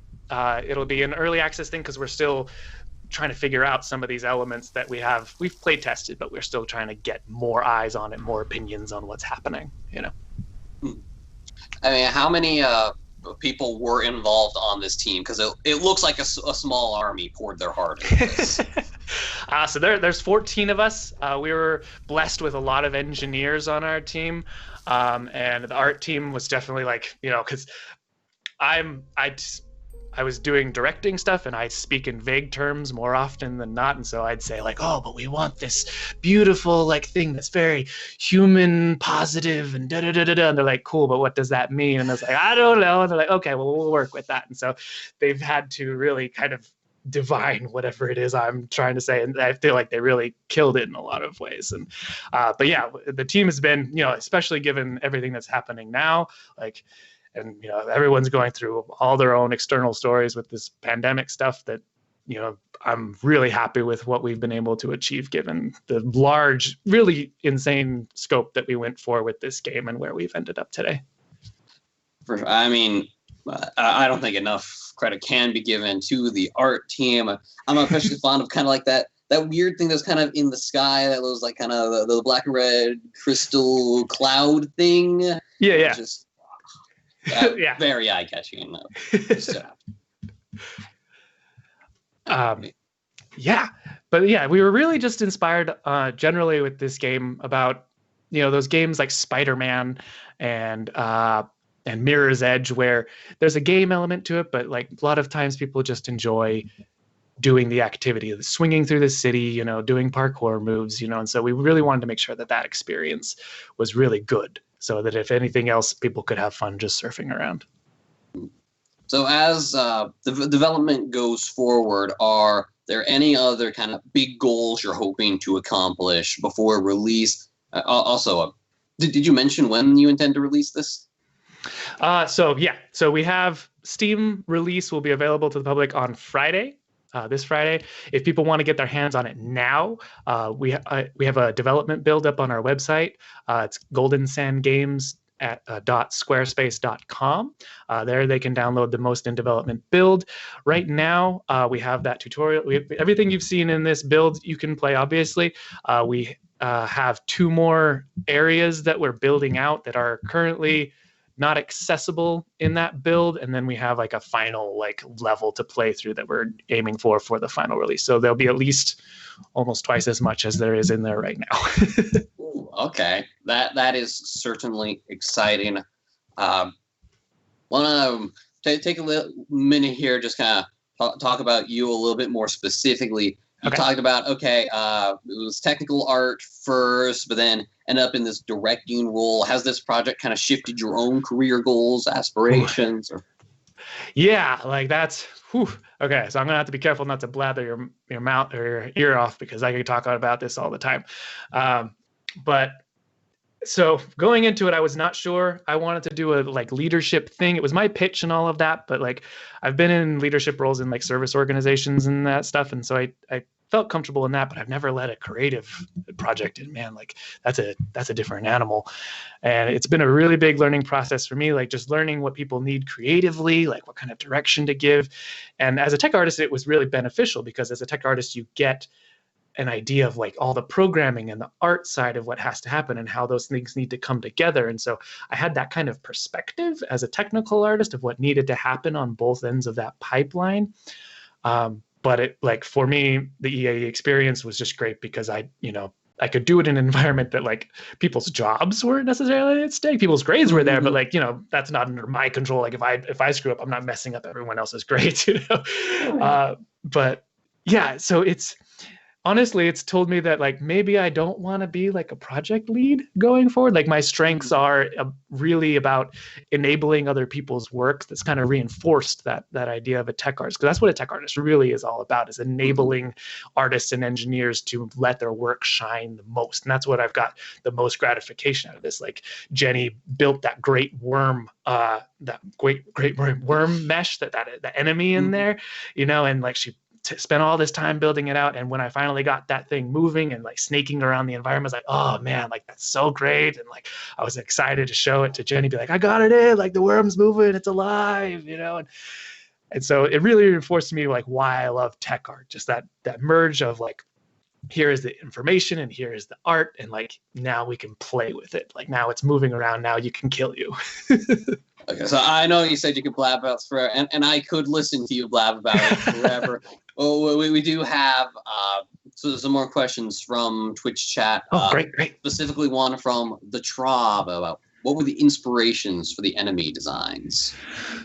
So that was a tricky one, because that's the thing about the sand is it's a land. People think of sand as a land-based thing, it's just loose dirt, but it's more of water. And so we took a lot of cues from water-based enemies and that type of thing. And the idea that this Eden used to be full of water and used to be a very verdant area. And so the sand sharks, you could think of centuries before or whatever, they used to be actual sharks in actual water, but as the environment changed, they became more aggressive. They became, they had to adapt to the sand environment. And so they had to grow these kind of appendages to kind of drag themselves through. And the worm itself had to become more rigid and scaly and that type of thing. And so the enemies we're primarily had to give gameplay reasons, like the sand crabs obviously create a natural arch. And so that's like, you know, when you're surfing really fast, like, oh, I see an arch, I want to go underneath the arch. And so we want to encourage that. But as far as the enemies that attack you, like they had this sort of water-based idea, especially because they can go underneath the sand, they can pop out of the sand, they, you know, so those ideas of a marine life definitely inspired those designs. So the sand is simultaneously sand, snow, and water. All it's every kind of surf. Yeah. It's the unobtainium of land masses. That's kind of magical, right there. You kind of talked about the arches for the crabs and some stuff Raul had been working on. Brasentia in Twitch. Oh, sorry. Wrong one. Gotta have myself. Wrong username there. Cotton1117. We will get to use the environment to direct the player where you wanted them to go. I'm sorry, you cut out for just a second. Will you rephrase that? Sorry. Cotton117 wanted to know how did you use the environment to help kind of direct the player where they were supposed to be within this open world? That was a very tricky one. So it was a lot of those uses of those aqueduct arches are obvious, like gateways to go through, but also like sand dunes are an interesting, like we had a lot of issues trying to figure out exactly how to use the sand dunes, because they're obviously a very important part of the environment, but like getting that scale right and like the actual degrees and like keeping them believable in sand dunes, because sand dunes are like 30 degrees on one side and 10 degrees on the other, just because of how the wind creates them. And so to get that shape right really helps sell the believability. But also, like, we tried to use them as channels, because you can, where they trough creates a channel where it sort of creates a path, and same thing with the crest. And so creating like a canyon for the player, be like, okay, I can follow this canyon and that'll lead me somewhere, or I can go up onto the crest and follow that and also see the environment around me, or I can go across them and get my jumps. And so there are three kind of directions that kind of give a different gameplay experience between them all. And it's just tricky because all of those things encourage the player to go in those directions. Obviously, there's a hierarchy. Like the troughs are low on the hierarchy, the crests are a hierarchy, and then like the crabs themselves are the most appealing, because you see the splashy energy, you see the crab moving around. Those will attract the eye the most. And so it's kind of getting that cadence between, in a lull, they can follow the dunes, but when we like really need them to go in a certain direction, we'll put some crabs, and then where there's really we need them to go, we'll put like giant mountain ranges on either side of an area. We're like, okay, this is an important area you need to go into. It's very tricky, and I don't know if we've really nailed it, but we've learned a lot. Certainly noted. Okay, so on to the question we were teasing with earlier with Placentia. They were kind of wondering, where does the game go over here? Did you have any plans to kind of like add more difficulty to it, more challenges? The game from here is mostly building out areas, because we have that environmental interplay. And so it's been a lot of like, okay, how can we push that further? What if you start out at an area that's higher? Like there's an area called the canyon that has that sort of split. When you come in, there's a higher area on the left and a lower area on the right. And they present different challenges, because at the higher area you can see more, but it's difficult to kind of manage the speed as you're going through there. And the lower areas, it's a little bit more flatter, but there are more sharks and there are more enemies around there. And so it's getting that trade-off as far as your gameplay style. If you're more of like, okay, I can navigate obstacles very quickly, I can dodge left and dodge right and skiff around all of the columns and stuff, or I can manage the enemies. I know how the enemies behave. I know when they attack, and I know when they're going to get me. And so it's depending on those strengths of the gameplay that we can kind of play with on those directions. Not sure if that totally answers the question. It was a bit open-ended. I think you hit a lot of neat bullet points there. So we're gonna call that a win. And get a question here from Luke Was the Fish. This is an open world game here. You got some really large areas, and there weren't a lot of significant loading screens. How did you achieve that? Kind of luck, kind of planning, kind of not sure we actually have that working super well, to be perfectly honest. So in the game engine, you can split up areas into separate levels and load them based on where the player is at currently. So the open area is generally loaded the whole time, and it's open, but it kind of acts as a hub. So it's the largest area that you can go any direction at. But as you head towards courses, we sort of funnel you into those courses. And so once you get close to that funnel, we start to load that content in.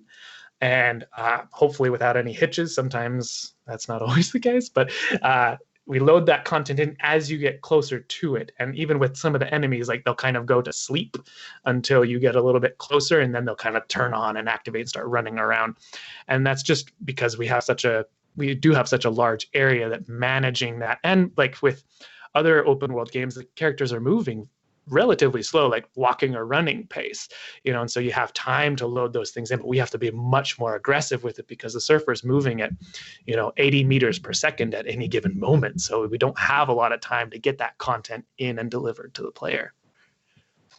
So if you're not too careful, maybe you just kind of whoosh off a ledge and there's no ground here. Yeah, but that's the other benefit too. Is with a desert is like you don't have to be as dense as like a forest or a city or anything. Like you have a lot of empty space, and so you can pad out those areas a lot more and take advantage of how fast the surfer is moving.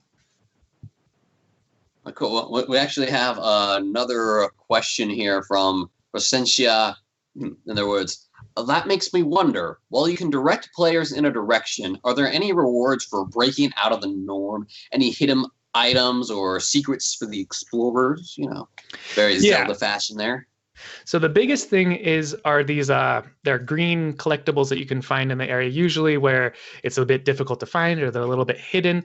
And the main draw for those is that it allows the deity to kind of speak to you and give you a bit more direction, and also reveal more of the story of what's happened, because we didn't want to limit, like I said before, speedrunners or anything from getting bogged down in too much story. And so we've relegated to these extra story bites to elements that like people who do want to explore, who do want to take more time, can find those collectibles and get more bang for their buck as far as what the area means. Because you get into this plateau and there's all sorts of destroyed architecture and all this stuff going on, and it's cool just to be there. But if you're interested in knowing more, like you need to search around and kind of figure out, okay, like that's why this area is like this, that's why this is happening here, and like all of that. So we wanted to kind of give control to the player for how much story they got, and you get that through that exploration. Well, as we're kind of approaching the end of our time here, did you have any favorite memories from the process of developing this game, and just the things that have come out of it? Oh man, really, it was just the experience that we all got out of it. Because it's one thing to like talk about, because you can watch like Mark Brown videos or something online about game design, and it's all these really great ideas about how you balance an open world and how much death and hard challenge means, and all. You get all these esoteric things, but when you have to like really apply that stuff, like there were a lot of times just hanging out with a lot of the team members after class hours and just being like, man, like what do we do about boost and energy? Like how do we even do that? Like it doesn't make any sense. We have to do all, and like we sit there for hours, just talking about actual design application.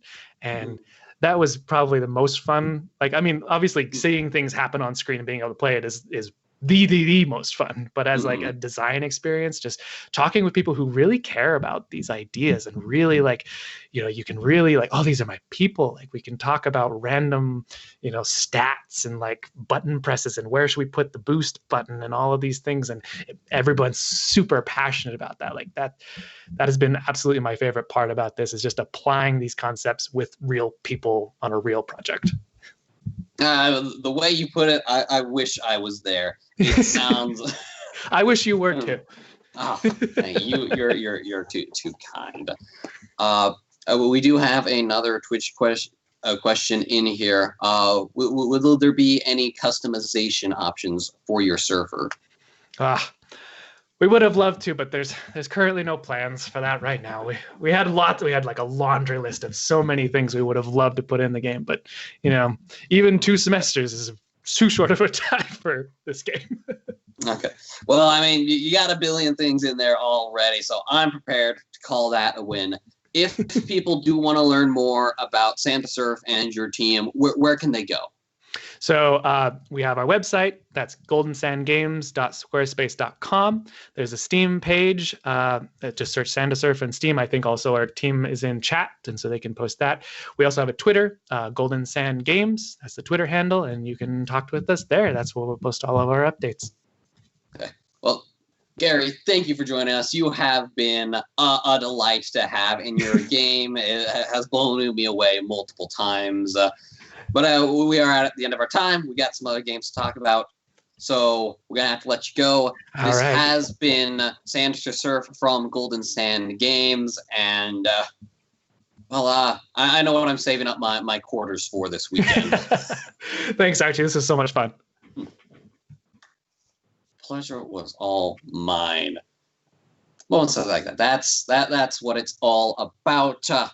But the show goes on. The pitches continue. We have another game lined up for you all here. We're bringing in another dev to represent their team. You introduce yourself, your game, your studio. What's all going on here? So my name is Tristan Bowler, and I'm with Pastel Peaks Production, and we made Personal Space. Oh. And it is a game about social anxiety. So it's a puzzler game about avoiding the clutches of friendship. And your goal is to navigate different social landscapes while not spiking your character's anxiety too high. Okay, that is certainly a new one. Wasn't expecting to have to relive high school during this whole presentation, but here we are. How do you come to the idea to make a game like this? Well, the original mechanic was pitched as time moves when you move and everybody moves towards you. So the idea was you are being mobbed by the entire crowd was our original prototype. Over time, this has kind of evolved into a game that can be used to show other people what it's like to have social anxiety and how overwhelming that can be. Okay, certainly interesting as we're kind of going through our opening cutscene at the moment. Yeah, first look at the gameplay. That is a lot of capsule people. Yep. So our original shape was going to just be a capsule. Recently, we did move on to having more dynamic shapes in there, just to give some variety. And they also have some cute little animations and wiggles to make it really seem like you're at a party and people are dancing and moving. So that's where kind of this first level is, and kind of what's your goal in each of these stages? So in each stage, what the player is trying to do is complete a list of objectives that are communicated to you by the phone. Like you're getting texts from your friends and telling you, hey, you need to go do this, and you should go ask that girl to dance, and you have to go talk to the teacher now, or hey, we need to go talk to our boss, and different things that you have to complete during the level. And the goal is to get all the stressful things that you need to get done in that environment done, and then be able to make it out without getting too stressed and having to restart. So is there kind of anywhere on this screen where you can see your stress levels building, or? So we opted for a really low UI kind of appearance. So we originally had a stress bar, but it ended up being not incredibly accurate. So if we were to turn on the sound for this, we would hear a lot of sound effects blending on top of each other. We've got a heartbeat, we've got heavy breathing, we've got a sound layer that goes over when you're in those stress zones. And the vignette effect comes in when your stress level is increasing. So you've got visual and audio cues that give you really good indications of where your stress level is at without having to rely on a stress bar. That's certainly really cool here. So we talked about some of the ideas where this pitch started and where it came from. Were there any kind of pre-existing games that served as an inspiration for what this was supposed to be, what it ended up becoming, or anything of that sort? As far as art and sound is concerned, we were looking at an Animal Crossing type coloring and style, mixed with kind of Untitled Goose Game gameplay.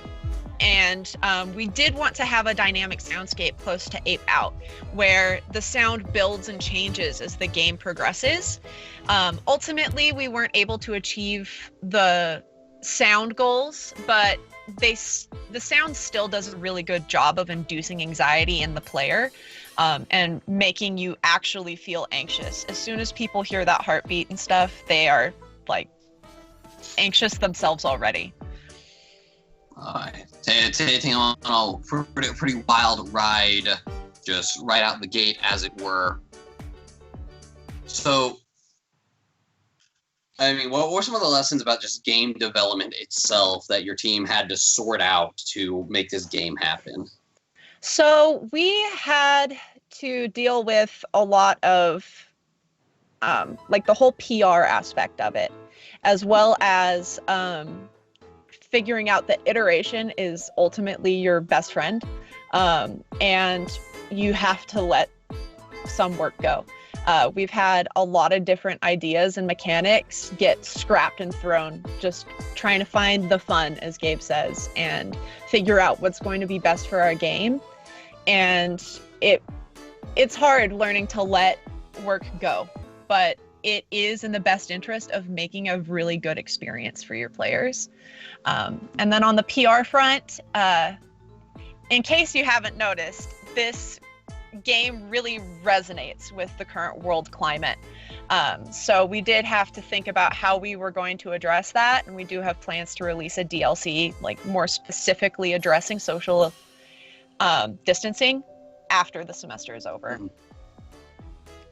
I don't know how I didn't even make that connection till now, but there it is.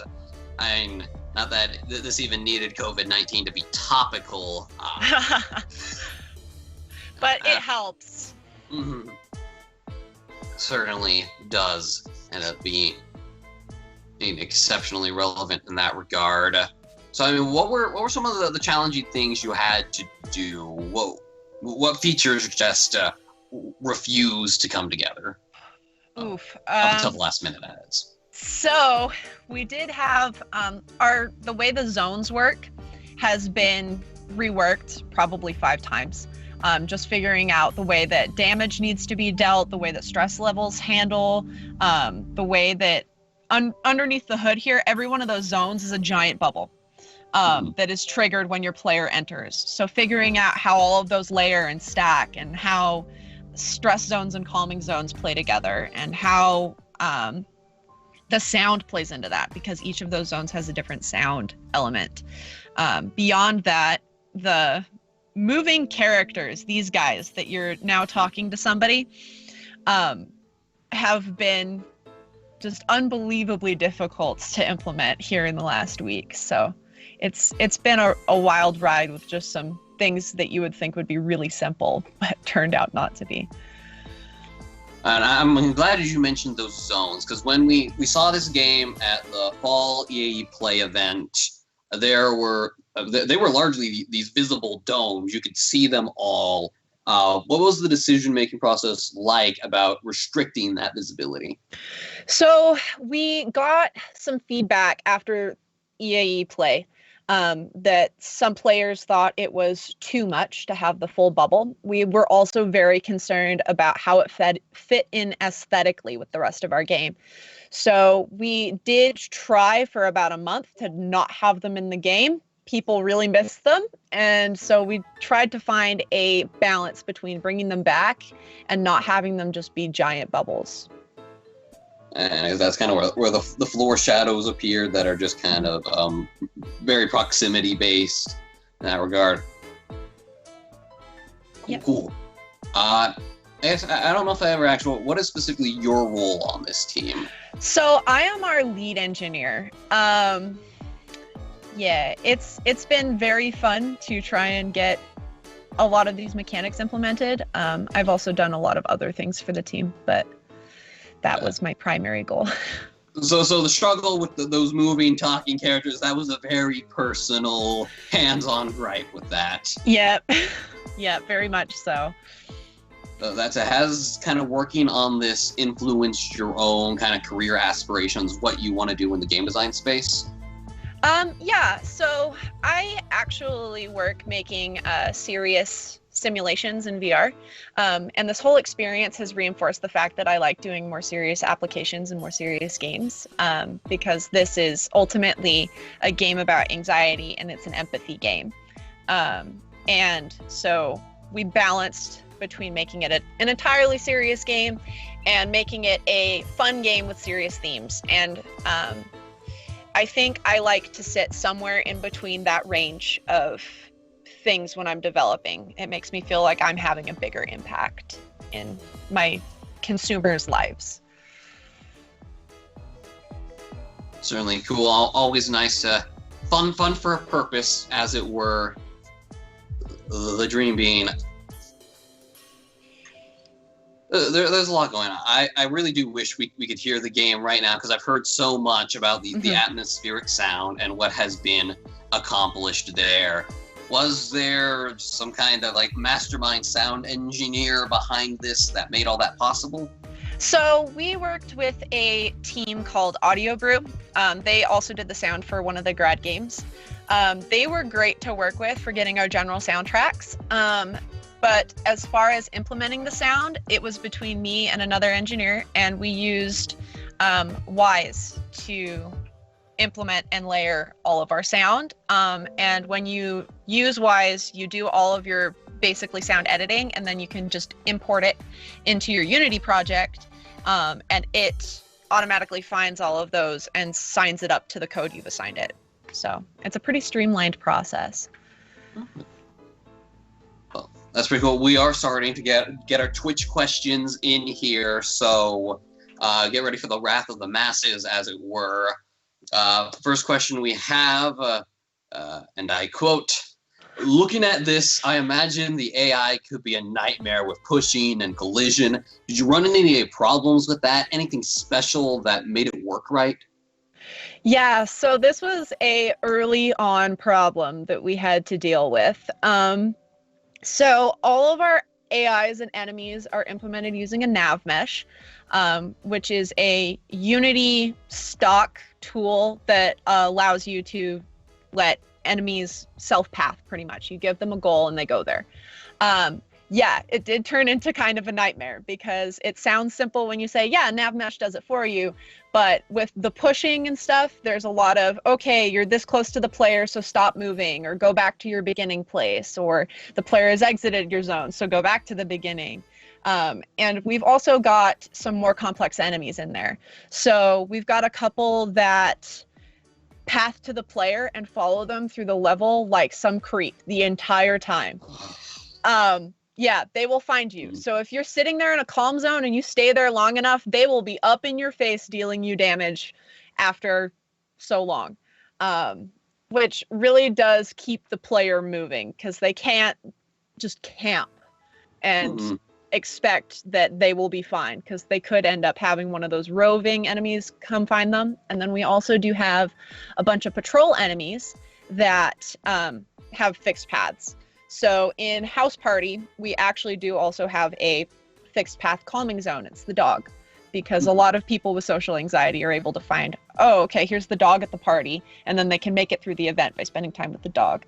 But yeah, implementing all of those AIs with the collision and the smarts was kind of a nightmare, but it did work out better than I had hoped.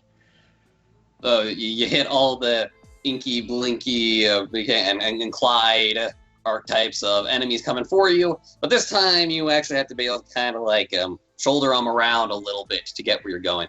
I love the dog touch. That's heartwarming right there. So we had a question about accessibility as well, specifically for kind of like colorblind people. For the circles are there, I guess, is there anything in the game to help colorblind individuals work with the colored circles? So we did try to consider at least red-green color blindness while developing this game. So we picked colors specifically that would be able to be distinguished by people who are red-green colorblind. Blue is a color that they see true. purple is a color that they see as blue, and red is in a totally different color. So the reason we picked red and blue versus red and green is because we wanted those to be easily distinguishable without having to put a full color blindness filter on.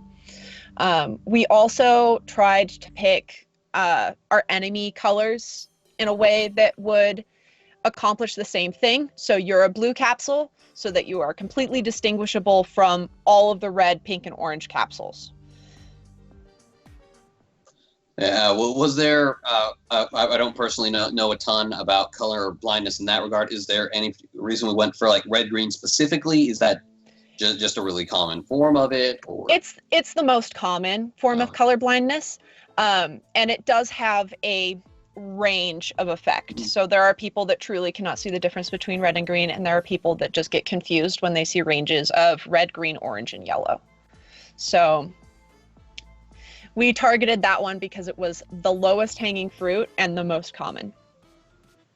So yeah, got a little bit of best of both worlds in. This is gonna have a lot of impact and not a whole ton of trouble to get that one taken care of. We did have another question from Shaggin' Wagon 20. Exact words here. I'll be honest, I'm not entirely sure what the question is asking, but I'll let you interpret. Do you want to use this concept within the COVID pandemic? So, like I said earlier, we are going to release a DLC. So this DLC is going to specifically target the ideas behind social distancing and the anxiety that is caused by it. Several people on our team and my family members are people that work in grocery stores. And so we are going to theme it around going to the grocery store and trying to observe social distancing while being anxious that people are near you. Because for people that aren't leaving their houses, as soon as we leave our house, it's like, whoa, everyone's way too close. So we're all experiencing this level of social anxiety. And we think that it will be a very relatable way for people to deal with the feelings that they're feeling and realize that this affects other people in other times as well. So while we are talking about kind of releases and DLC, when is Personal Space expected to come out? Do you have any kind of estimate on that kind of grocery store DLC stuff? So our official release date on Steam is May 4th. And we will also be releasing on Google Play for Android. Steam will also have Mac and Windows. So we're doing multi-platform. We want to reach as many people as possible. As far as playing the game right now, my team members should have been sharing our itch.io demos.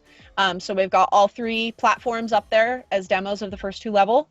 And for DLC, we've been talking about doing it after the semester, clearly, since we're in finals now. Yeah, we're running out of semester to work with here. We're running out of time here. So we're thinking that it will be coming out at the end of May, early June. And that will likely be a paid DLC, but the proceeds will be donated. So doing some good in the world with that. Contributing to the cause. That's kind of the goal. So, while we're on the subject of being on the subject, where can people go to get more information about Personal Space and your team and what you're doing? So we're on Twitter and Instagram as @PastelPeaks. We also have a website, personalspacegame.com. And then our itch.io is, let me pull it up. It is personalspace.itch.io/personal-space-demo. Again, my team members have been sharing that, so the link is in text since I kind of butchered it. But hey, what can you do? It's a little bit of a hard read. There's a lot of punctuation in there. Speaking of the chat, though, we do have another Twitch question coming in from Space Alpha 1. Will there be any difficulty settings? As of now, not yet, but that is not a super hard thing to implement now that you mention it. Our levels kind of scale as you go on. So our school dance level is easier than our college house party, which is easier than our work party. So they do naturally scale in difficulty, but in future releases, we may think about doing a difficulty setting. Okay. Well, excited to see what you come up with there. Occasional player wants to know, for the COVID DLC specifically, will some of the cute shapes have masks? We've discussed it. It will be more of a game time decision because we want to make sure that we are being serious and sensitive to people's feelings on the matter. So we do want to make sure that we implement it in a way that is not going to make people upset or think that we're making light of the situation. There's such a fine line. Difficult situation and kind of profiteering on a bad time. So delicate balance, and good luck with that part. The internet's mean. Yes, we know the internet's mean. That's why we also decided to do the whole donation thing, because if we're not getting any of the proceeds of it, it's just doing good for the cause and bringing attention to the issue, since there are still people in the country that don't understand how serious it is. So That's really the case. Okay, a couple more questions in from Tiki Man. What were some of the challenges around having so little UI and relaying information to the player? Narrative was a real problem here. So we implemented the phone pretty late in the game. We had already had the whole emojis popping up and stuff, and it was suggested to us that if we really went whole hog on that and used a phone UI, that it would kind of kill two birds with one stone and really fit in with the themes. So we implemented it, loved it, kept it. As far as communicating like stress levels and that kind of thing to the player, we relied heavily on heuristic cues. So audio, visuals, all of that. So the zones coming in, the sound being intense, and the vignette effect. We did also at one point have a camera blur effect to kind of do the blurred vision that some people get. But that was ultimately too taxing as far as performance, and was leading to a lot of frame rate falls. Feels like you struck a pretty happy balance to me between performance and all the effects. And now, another question. How well does the game play on mobile versus desktop? Because you got multiple versions here. How are those controls translating? So as far as desktop, the controls, you have two options. So we've got keyboard and mouse, where it's typical WASD and left click mouse to move the camera. And then controllers, which is typical controls. Android, it's the same UI, and all of those buttons that you see for like our special abilities, we've got a space, a sprint, and a calm. Those are all clickable. And there's on-screen joysticks that match the theme of the UI. So as far as Android controls, it's pretty comparable. And I've been spending a lot of time fine-tuning it to make the experience be as similar as possible. As far as general performance, we have been trying to weed out unnecessary polys on objects, try and cut down the CPU cycles, just to try and make it so that weaker laptops and mobile devices can run this as best as possible. And I think we've finally made it to a point where that is possible. Of course, accessibility. If an empathy game's not getting to a lot of people, where accessibility sounds like you got that on lock, and a lot of things really handled really well with this game.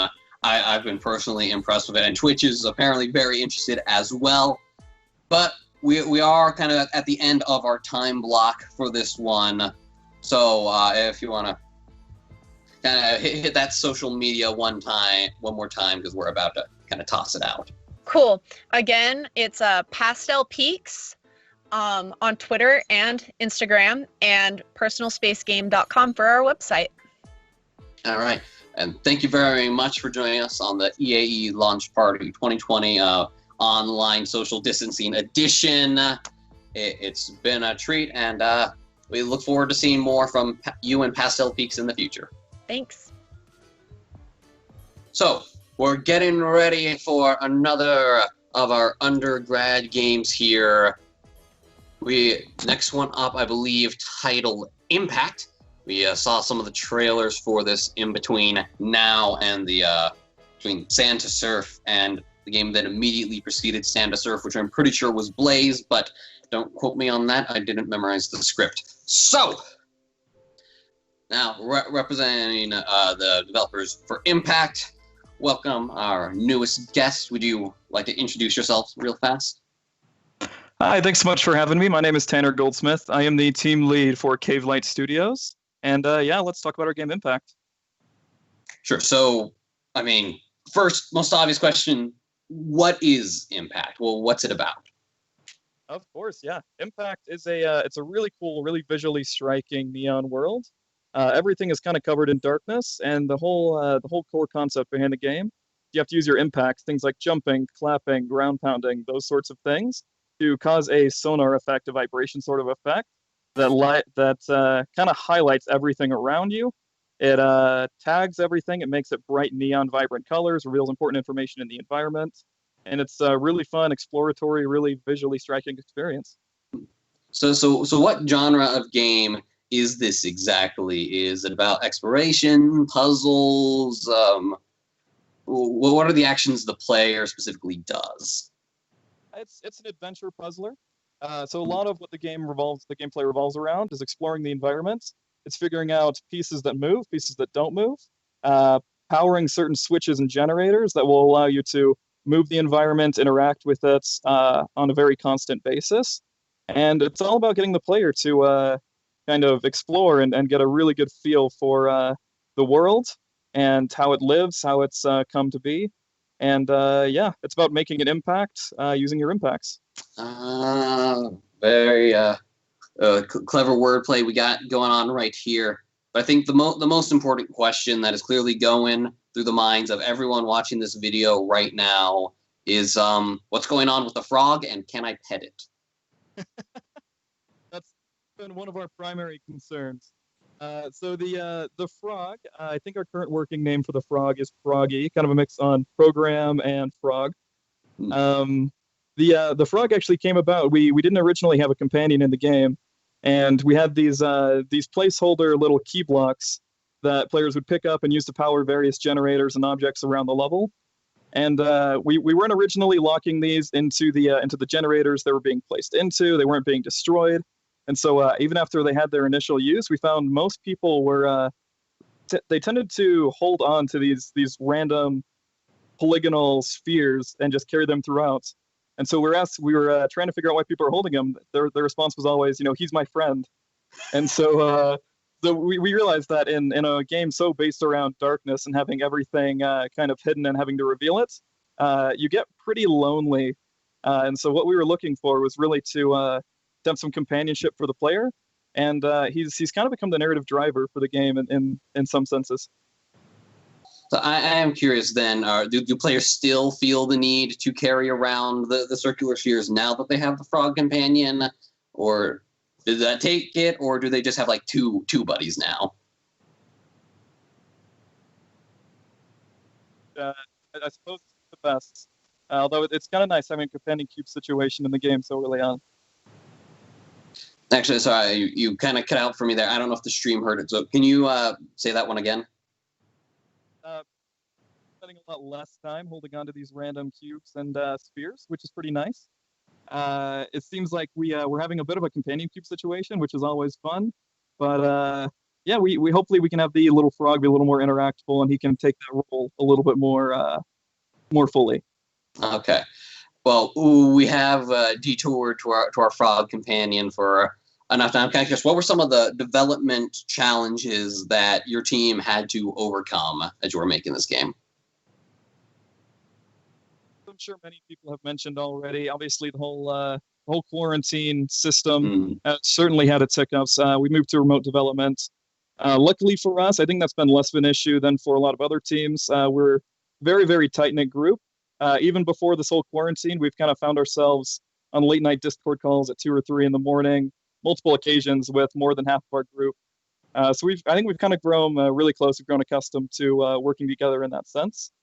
But what was probably more of a hiccup for us is learning the hard way that even some of the really interesting, strong ideas that everyone is attached to, even from the very beginning of the game, having to cut those or scope those or bring those back, especially in the later stages of the game when you've been working hard on something the whole time, has been a challenge trying to let go and figure out what's going to make the game better overall.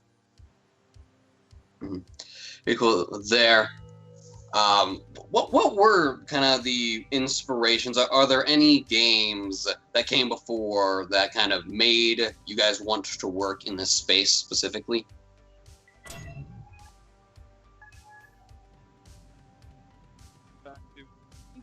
A lot of that we get with Sand and Surf as well, but the emotion and the aesthetic of kind of being alone in a world that's moving on without you was one of the big draws and one of the big inspirations for the game. We've also had a lot of parallels with Unfinished Swan, which is a little bit of a lesser-known PS2 game where players paint in a blank white world black, kind of the opposite. But that's definitely helped out with our world design and trying to figure out what makes it interesting. And as far as the puzzle aspect, we're always drawn over to Portal.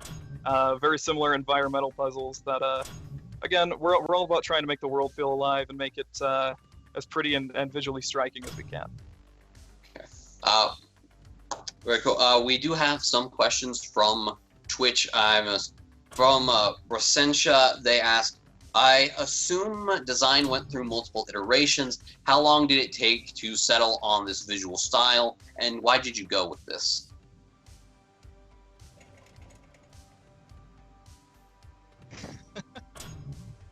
The game initially started on a phase where the main mechanic was that you couldn't see unless you were in the air. So it was about jumping, gaining vision still, but everything would be black when you were on the ground. You would jump and everything would light up, and then it would disappear again as soon as you touch the ground.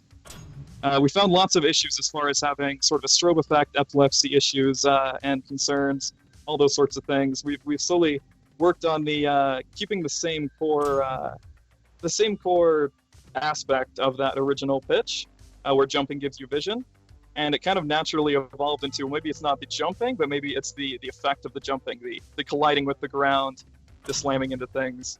As far as this current iteration of the mechanic for the game, this has probably been around for about 3 or 4 months.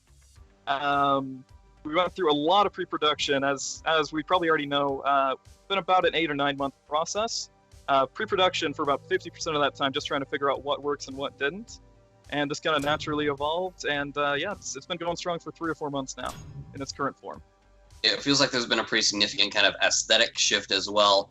If I remember from EAE Play in December, I believe your protagonist was like a rock golem looking thing. We had a bit more of a fantasy vibe, if I'm remembering that right. What kind of caused this shift?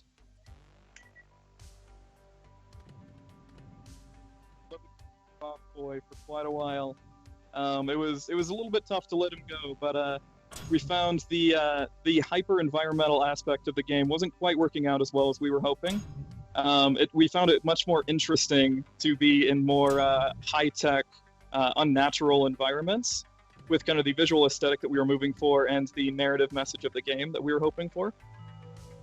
And as we decided to move more and more into a higher tech sort of space, the rock golem began to make less and less sense for the overall narrative of the game. And it just became time we had to unfortunately say goodbye and update to something a little bit more fitting for the scenery. But those who have been following us for quite a while will be happy to know that our rock boy is going to make an appearance as a small collectible action figure in select hidden areas of the game. Okay, I'm glad they got a happy ending.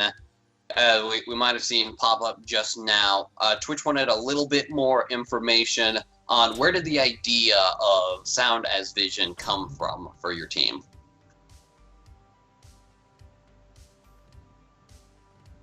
The original idea man for this pitch. I came out of the project in the early stages, but not right at the beginning.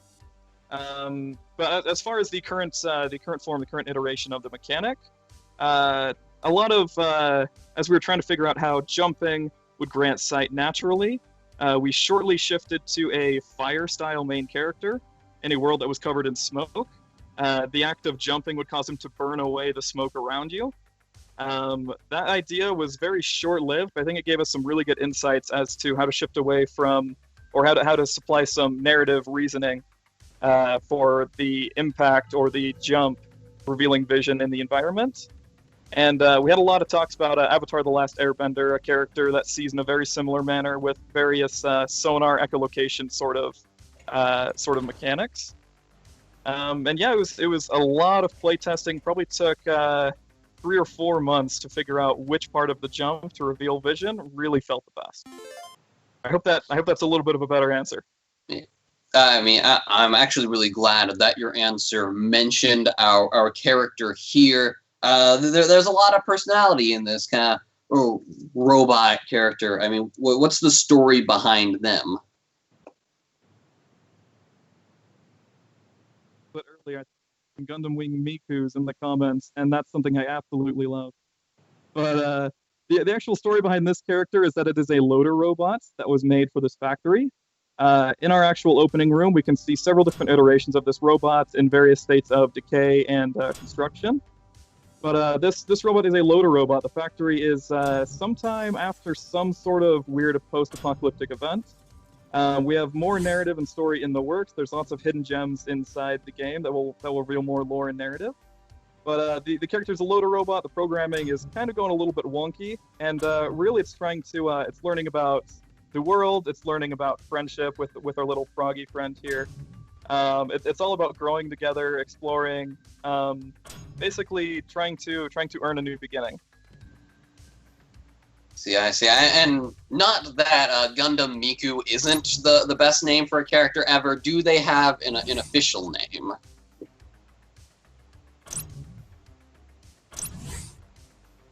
To our rock being version 1. Sorry, you cut out on my end. Can you say that again?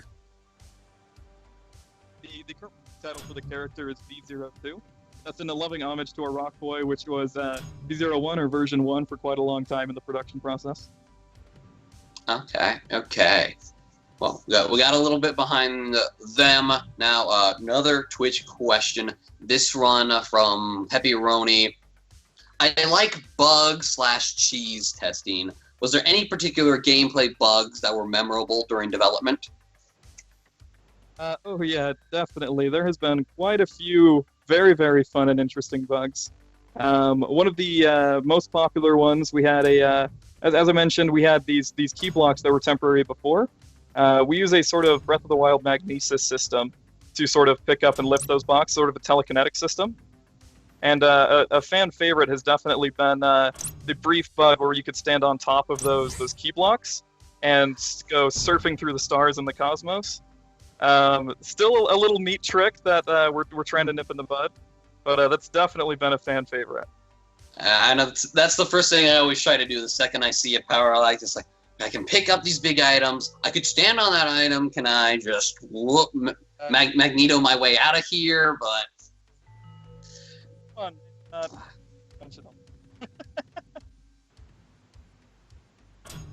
Okay. Another Twitch question. This one from Deadly Bones 28. It has been a bit of a recurring theme. DLC when?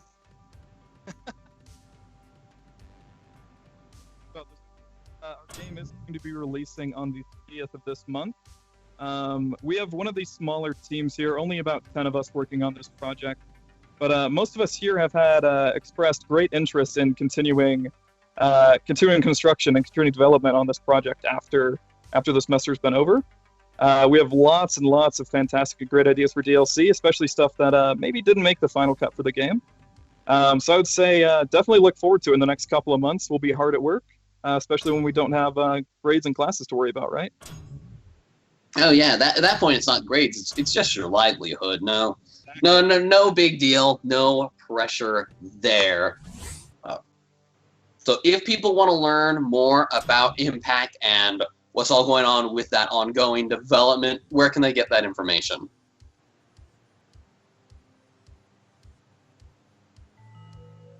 But we have a website. It is cavelightgamedev.com. We have a store page as well as a Discord server. The Discord server has a socials page that has all of our social media. We have YouTube, Instagram, Twitter, Twitch. We've got just about everything on there. So the Discord would definitely be the place to go join. We'll post lots of information. We can chat with the devs, and all of our social medias are available on there as well. And we will post up some Discord links in the chat here. Okay, so I guess Twitch chat, keep an eye on yourself then, because that's where the information is coming in. That means that we're getting towards the end of our time block. Were there any more talking points you really wanted to nail in before we keep it moving? Mainly, it's just that I've been very, very happy, very excited to be a part of this group project with these people. We've obviously had many group projects, many teams throughout our career here at the university, but I can easily say this is one of the best. I'm so happy as a team lead. I'm able to trust everyone on my team to be an absolute master at their craft. Everyone really pulls through, and I think go ahead and wishlist our game on Steam, enter our Discord, and we're gonna have some really fun stuff coming. Very excited. As am I. We do have one more Twitch question here from F Firebug. How long is the gameplay? How much game do we have here?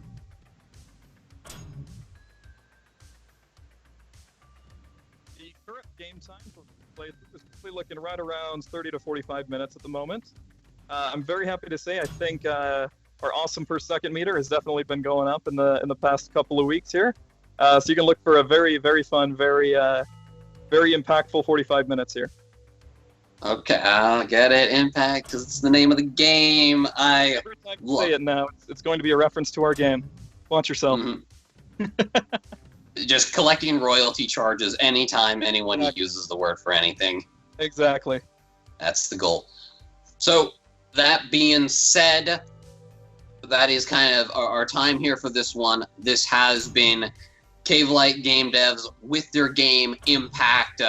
The EAE launch party has a lot of content still ahead of us. We're gonna throw it to a quick break, but when we come back, we have so many more games to cover, folks. There's a lot of games made by this program this year, and I'll be with you through almost the entire ordeal. So I'll see you then.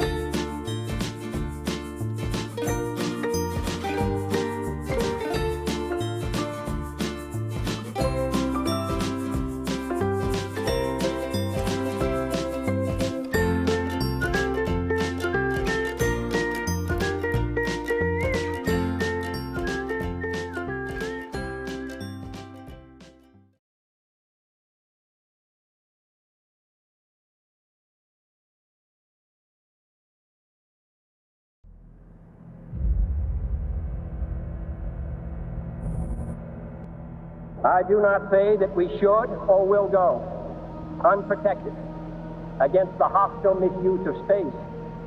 But I do say that space can be explored and mastered. There is no strife, no prejudice, no national conflict in outer space as yet. Its hazards are hostile to us all. But why, some say, the moon? Why choose this as our goal? And they may well ask, why climb the highest mountain? Why, 35 years ago, fly the Atlantic?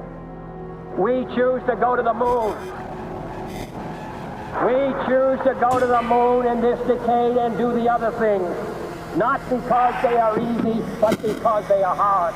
Because that challenge is one that we're willing to accept, one we are unwilling to postpone, and one we intend to win.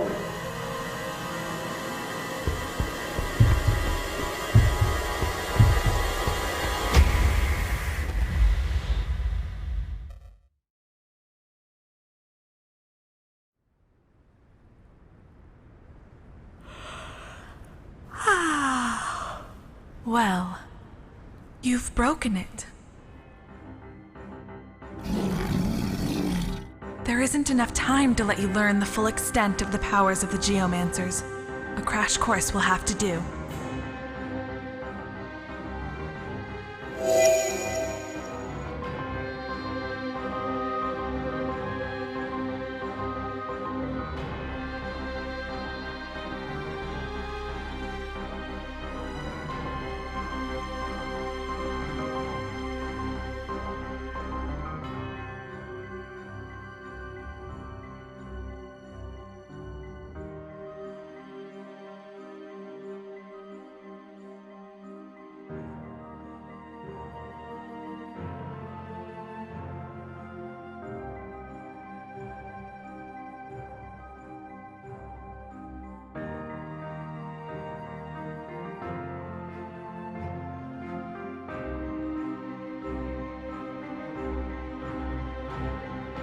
Final destination should be the temple atop the plateau.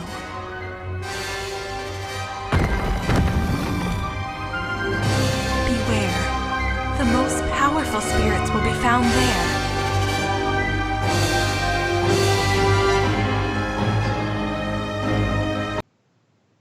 Welcome back, everyone, to the EAE Launch Party. We're back with some more undergraduate capstone games. This time joined here by Brian from the developers of Revel Rousers. Can you tell us about yourself and your team? Yeah, thanks for having me, Archie. Our game's called Revel Rousers. It started out as a zombie game, but it's now a party animals type of a game. Basically, you run around collecting animals who are just partying up, and you destroy this town collecting more animals. I mean, it's kind of a simple premise, but we wanted to make something fun, unique, a little bit zany. We did have like an adult humor sort of a vibe to it at first, and you kind of get that through this cutscene. But at the end of the day, it's accessible to all ages, really, and they're just having a good old time destroying the town. Okay, yeah, this is a lot to process you have just thrown at me. Let's go back at the first weird thing. The initial pitch for this was a zombie game. Yeah. We have pivoted pretty dramatically here. What happened in between these 2 points? So it's, like I said, it started out as a zombie game, but the original idea has remained the same, where you just control this horde. At first it was zombies, and now it's party animals, but you basically you control the whole number of guys, and the objective is to get more and swarm things, and that comes through now. Originally you'd have an army of zombies, and you'd be swarming around humans and eating them, but anymore you're this horde of party animals, and the police are trying to catch you and stop you. But yeah, we pivoted pretty hard away from the zombie idea at first, just because this was last year. Everybody was doing zombies. Zombies have been overdone. I think we were like mutant gorillas there for a while, but now they're just party animals. All right. Well, looks like entirely something else. I mean, And that's- what inspired all this? You know, it was a little bit here, a little bit there. A lot of people say our game looks like Katamari Damacy. I don't know if I'm saying that right. Katamari Damacy, a little bit of Pikmin. We try to borrow our colors from like pastel, neon, kind of cartoon sort of style. So it's a little bit here, a little bit there, and then we threw a UFO and this goat god thing in there. So, what's the narrative behind the story? Oh, you have this turtle turning people into animals. So yeah, the origin of these ideas all over the place. But it all came together, I think, in this fun way. It's this neat little world. A lot of replayability. That was the other thing. Unique fun. Our goal was to make a short and sweet arcade-style game with a lot of replayability. And then the god shows up and stomps on everything. If you make him happy, he'll do a dance. That's probably the best part, is he'll like dance around and kick buildings. Apparently not super happy with it just yet. Not this one, because he's disappointed by a puny army. So I think this playthrough, you get a couple more guys, and he'll do like some breakdancing moves, and he'll like kick the walls out of a building, and he plays like hacky sack with some of the humans sometimes. It's great. It's great. Okay, that apparently is the real prize. I mean, so much going on. The reason we do the things that we do is get the guy to break dance. All of life's struggles, all of its work and purpose to make a strange goat deity dance. That's what I love to hear. So when we were bringing together this fever dream of an experience, what were some of the challenges your team had to overcome? Good question. The way the buildings destroy, that was kind of hard to nail down. Get them to fall apart just the way we wanted to, and still have it be satisfying and run smoothly. That was kind of a trick, and you can kind of see we cheated here and there if you know what you're looking for. Another thing was how the units move. They'll like navigate around if there's obstacles, but they'll also there's physics. They'll collide with each other and other things. That's the main part of the game, right? So getting them to do both of those things when there's a bunch of them, especially, that was another challenge. It was also, it was also a little bit of a challenge design-wise to just find what was fun about this. I mean, we always knew that it was going to be a horde game where you're destroying things, but what was the objective? People would pick up the game and they'd be like, I like running around and destroying things, and the animals are fun, but what am I supposed to be doing? That was kind of a challenge, was to nail down, okay, you're destroying the buildings to get out of humans, to turn them into animals. So I would say that was one of the challenges too. Well, with the game that as it has developed, what are some of the key features that really make it what it is? I would say the character, like I said, the movement. The way they move around and bump into each other and collide with stuff, it has a lot of character to it. Like I say, it uses the physics, and the animations are all synced up with it. So, the gorilla, he's dancing when he's standing still, and he runs like this, and he bumps into stuff, and he reacts to it. It has a lot of character to it. I would say the whole feeling and theme of the game comes from these animals and just this crackhead energy that they bring, as compared to the humans or the police. Does that answer your question? I guess another thing I want to bring up is the police. They're just great, because they, what do they try to do? They're just trying to stop you from having fun. And then, they grab on your UFO and hang off of it, and they make this little noise like, gotcha, when they grab you, right? And it's just like, what are they doing? Why are they out here doing this? Why are they the bad guys, the police? But I would say, yeah. Well, what happens if a bunch of them do kind of latch on? What is their That's a good question. It is a little bit unclear. You kind of have a health bar here at the bottom center. It's this green thing. So when they grab onto you, your animals will run away. So that's the first thing. But then you'll also start to lose health. And if you run out of health, then the game will end. So it is a little bit unclear what the police do, but they are detrimental. Not only as far as breaking up your party, but they also would cause the game to end. I see. Is it possible to add the police to your posse, or are they just kind of doomed to be part of that?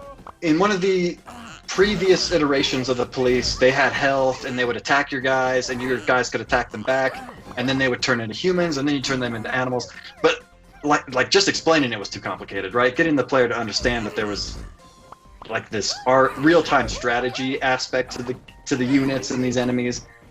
We pivoted away from that pretty early on. So they run around. I don't think there's any way of damaging them. You can kind of throw them off and get them distracted by other things and run away from them. But there's no way to really stop them or destroy them or anything. Okay. There's more environmental hazard than enemy as it is. Well, yes. We are. Oh, go ahead.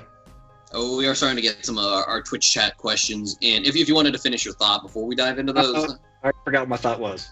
Okay. So I guess the police, I mean, the objective with them, like they're an obstacle, they're a penalty, but we also wanted them to force the player to keep moving, right? Like you say, they're environmental, but they're always chasing you, so you're always trying to keep away from them. And that was kind of the, keep the player moving sort of idea. Wow. But yeah, okay. Let's take some questions. Yeah. I'm thrilled. So from Isabel Mancera, might have said that right. This reminds me of the game Hole.io. Was this game inspiration?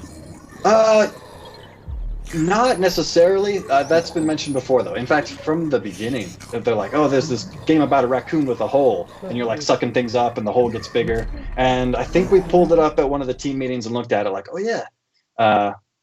Draw some of these ideas from there. The art style looks a lot similar, if I remember correctly, but as far as like inspiration, our inspiration came from zombie games mostly. Zombie games and Katamari Damacy, I would say.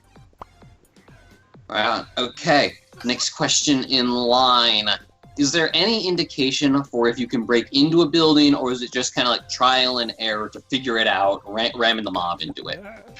So pretty much everything is destructible. You will notice that certain buildings take more damage, and the color of the building will sort of indicate, like you kind of get used to the red ones are harder to destroy. You almost need 40, 50 guys to break into the red buildings, where the blue buildings, you can take over with 5, 6. But basically, I'm trying to think of anything in the game that we didn't set to explode or break apart in some way. Like everything in the game, the trees, the fire hydrants, everything can be broken. Some easier than others. So you could just totally level this map if you... Yep, if you turn infinite time on and you get a bunch of guys, you could just level the whole thing and there'd be nothing left, more or less. All right, well, that's how you know the party's really pumping. Yeah. Busting through the wall. Here we are. Boom, boom, boom. Okay, so next question in the lineup. Are you able to break tougher buildings with a smaller army? Does getting more people make it faster, or is it like is it a speed thing, or is it a limit of what's possible thing? It's a speed and time limit thing. So you can kind of see him banging on the yellow building right here. If he sat here and had his guys ran into it for let me gather my thoughts here. The answer is yes. You could sit here and bang on one building for a certain amount of time, and it will always come down. It's just if you have more guys, you're doing more damage faster, and the whole game is timed. You got 2 minutes to get as many guys as you can, so it's a race against the clock. And yeah, if you spend those 2 minutes trying to take down a red building when you could have just taken down 6 blue buildings, you're gonna have a better score. Right. Okay. Next up from Alan KR3. Are you planning on having more / different maps to explore, or is it just the one? We pretty much always planned on just having a city. As far as other levels, we kind of felt we could incorporate all these different fun environmental aspects just in a city level. So I guess the short answer is not really. One level is the city level. And then skyscrapers in this area, residential area over here, park, and we could kind of hit these different fun little areas that you could blow up. Cool. Then, if it is just the one stage, you did talk about replayability being a big thing early on. How does this game bring in the replay factor? What brings you back for round 3 after you beat it? So speaking personally, what brings me back every time, and I love this game, I keep playing it, is you're always just trying to get a better score, right? But the way the level's designed, you kind of start in the middle, and you can go in any direction. I wouldn't say open world necessarily, but you can go in any direction to a certain point. Like you can go pretty far out into the city, and you start to see some of the same things in the city as you go farther out, but then there's like a unique building here and a unique building here, and you're not going to see all of them in the same playthrough. And there's 4 or 5 of these different landmarks. But if you keep playing, you'll see this one, you play again, you see this one, and you'll get better and better, and you'll have, you'll notice which buildings give you more guys. And, I picture this more as like an arcade game with these little Easter eggs or collectible things that you're not going to get the first time, maybe even the second time. But if you keep playing, you'll get a better idea of where these things are. That's where the replayability comes. And there's a high score system. I guess if you're trying to beat your high score, you'll know, oh yeah, just got the new high score. All right, so that's pretty cool. Kind of stepping out of the game for a second, talk a little bit more about you and your team. What were some of the lessons you learned about game design just as you made this one specifically? Ooh, good question.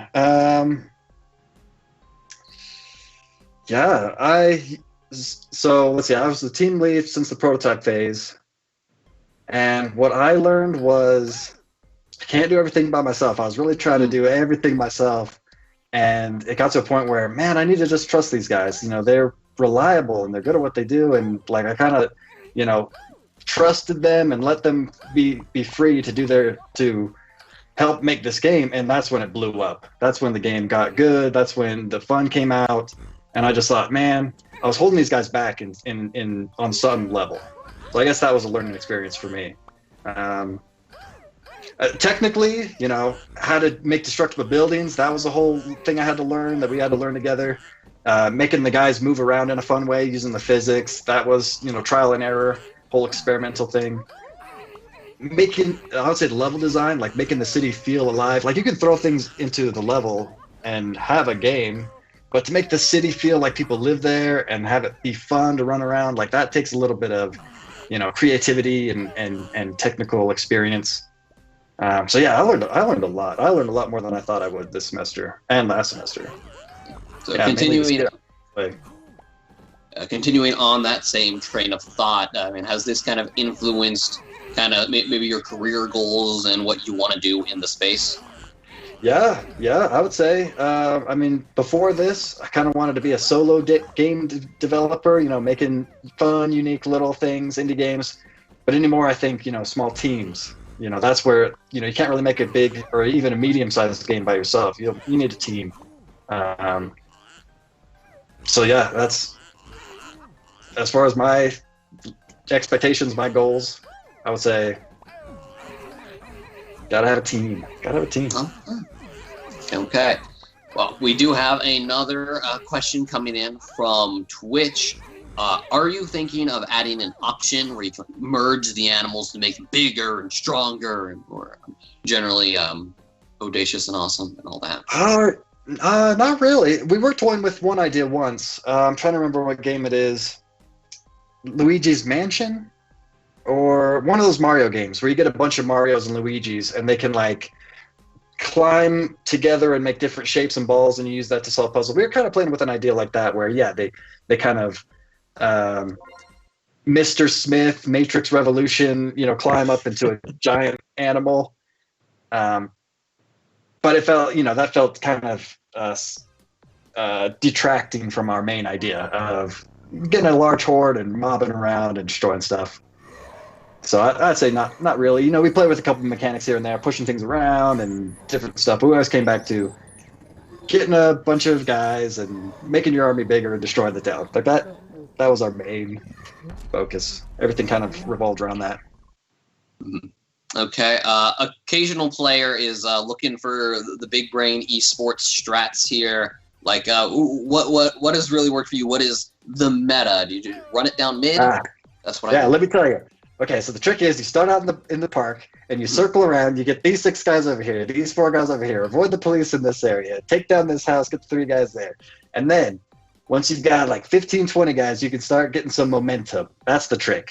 And so you run around and you hit the corners of the buildings with you guys, and you aim them so that they take out the corners and the whole thing topples over. And then you want to focus on the blue ones at first, then the yellow ones, and then the red ones. And the first story about, is this too much? I play this game a lot, so there's a lot. Go for it. Yeah, so I guess last thought is just skip buildings that are higher than one floor at first, because it takes too much effort to bring them down with only a couple guys. So once you have a couple guys, then you can start taking out, like I said, the corners of the buildings, bring all of them down, and then there's like 6, 7 guys in there. You scoop those guys up, run to the next place. It's all about managing your time, skipping the buildings that aren't worth the trouble until you've got more guys. That's the strategy. That's the trick. Okay, so just kind of like recapping it for myself and the other kind of like bronze players in the chat is you got to start out in that park area. That's where it's easy to get some of the early starting ones. Then you kind of go from blue to yellow to red buildings, hitting the corners of them to kind of demo them effectively, kind of get at. Okay. Right. You want to take the support, the corners out, so the whole thing kind of brings itself down, scoop the guys up out of the rubble. Okay. Well, hopefully that is enough meta knowledge for people in Twitch to really start racking up those high scores. We have another question from Mr. Finn. Where did the idea of Goat God come from? That's a good question. And who gave him platform shoes? Right? That was all our one artist. I think that was Cameron. We were like, hey, man, we need a guy, we were still, this was our phase of like, what's the point? What's the player supposed to be doing? How about there's this god that sends you to Earth to pick guys up? Hey, we need some kind of, party god. We need some kind of party god. So he went to town. Yeah, he came back and we're like, damn, this guy's, he's got a goat head. He's got platform shoes. He breaks dances. Nice. This is great. So yeah, that was all our one artist. Yeah. And it fit. It kind of established the narrative and also fit at the same time. It was great. No, that's really cool. Does our little party ship dude or the goat god have names or anything like that? The goat god, his name is the Caesar of Celebration. I don't think that appears anywhere, but that's what his model is called in the file assets. And then we actually were trying to pick a name for the turtle just yesterday. My choices were Party Peter or Roxanne Roll, kind of like rock and roll. Totally awesome. That's a good one. Totally awesome. I think the one we landed on was Sheldon. Because he's got a shell. Yes, because that is the thing that turtles do have. So if people in Twitch chat do want to learn more about Rebel Rousers and what your team is up to, where can they get that information? So we're on Steam. We're trying to get published today, but I think it's going to be this weekend. You'll just have to search for Revel Rousers, REVEL Rousers. Or we've got a flyer. Hopefully we'll be posting that in the thing, and that flyer will have our link to Steam, our website, Twitter, Instagram. And like I say, you just search for Revel Rousers. It's a pretty unique name. That you can also find our latest build just on a drive, even if you can't get to Steam.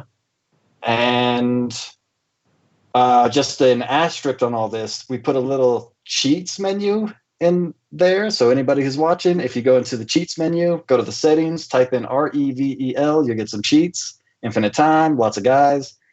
So, okay. Do you have like a favorite cheat code in there? Is there one that you think just really adds to the experience? I like the one that just drops you 40 guys. Like you just start with boom, 40 guys off to the races. No ramp up time required. You're just ready to take the floor out from some people. And then even if you don't turn the infinite time on, you still got 2 minutes, you can still get up to like 70, 80 guys. You're tearing things up. You're just cutting through it like cheese. It's pretty cool. Pretty cool. That does sound pretty cool. Well, that is about all the time we have for you here. Thank you for kind of joining us on stream here. It was a treat to learn about your game and all that went into it. This has been Revel Rousers. Is that also the name of your studio, or? No, the studio is called Boring People. Boring People LLC. Boring People LLC. to me, but if you say so, I'll take your word for it. I'm trying to remember that wasn't my choice. It was a democratic decision. What did I want to be? Police. Well, I wanted to police. I see. Well, I love democracy, so I'm gonna have to respect the choice. And thank you for joining us. We're gonna have to let Thanks you for having go me. because we do have yet another game we're getting ready to queue up here shortly. We are approaching the tail end of the undergraduate titles, and by tail end, I mean literally the last one. So maybe a little bit of an understatement. But again, this is still just the start of the EAE launch party.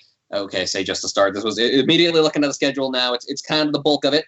We're sort of into, but we still have a lot more classes being showcased here throughout the day. So don't get anywhere, as I would like to introduce our next game developer for Camera's Mirror. I was so close, but I had two choices and I picked the wrong one, so not that close. Actually, sorry. Would you like to introduce yourself and your game? Hi, I am Sage Severson, and our game is Kane's Shadow. Well, you have like a little poster of it already made. I do. I'm dirty. Well, way to just kind of like flex on everyone here. Okay, I mean, what can you tell us? What is Kane's Shadow? Oh, God. Well, simplest I could say is Kane's Shadow is a therapy-inspired rhythm game following the narrative of a kid going off to college, kind of looking back on his childhood and what he experienced. Okay, we have a little player cam in the bottom corner. What's going on with that? So our game has an alt controller, which I have right here. That's why I have the live footage in there. I needed to kind of show that. We have this alt controller that allows the player to use more physical movements and actually using their own body to play this rhythm game. Yeah. So this is a rhythm game here. Yes. We're kind of moving around. What's happening in the game right now? So when you boot up, you play as this adult Kane going off to college, and he looks back on his childhood, and this is him in his own memory of something traumatic kind of happening. So the point of this game is using rhythm and using these therapy-inspired exercises, trauma release exercises, to kind of heal and rid the demons of kind of a traumatic childhood. So we have encountered one of these demons right now, and this is where that rhythm game aspect comes into it. Yes. So if you can see me, God, it's really weird to look at. Me on the bottom right, there's these metal nodes, and these metal nodes are just kind of attached to the player, and just when you're not touching them, it's not a complete circuit. And the controller actually uses the body's electricity to pass current to the computer. What?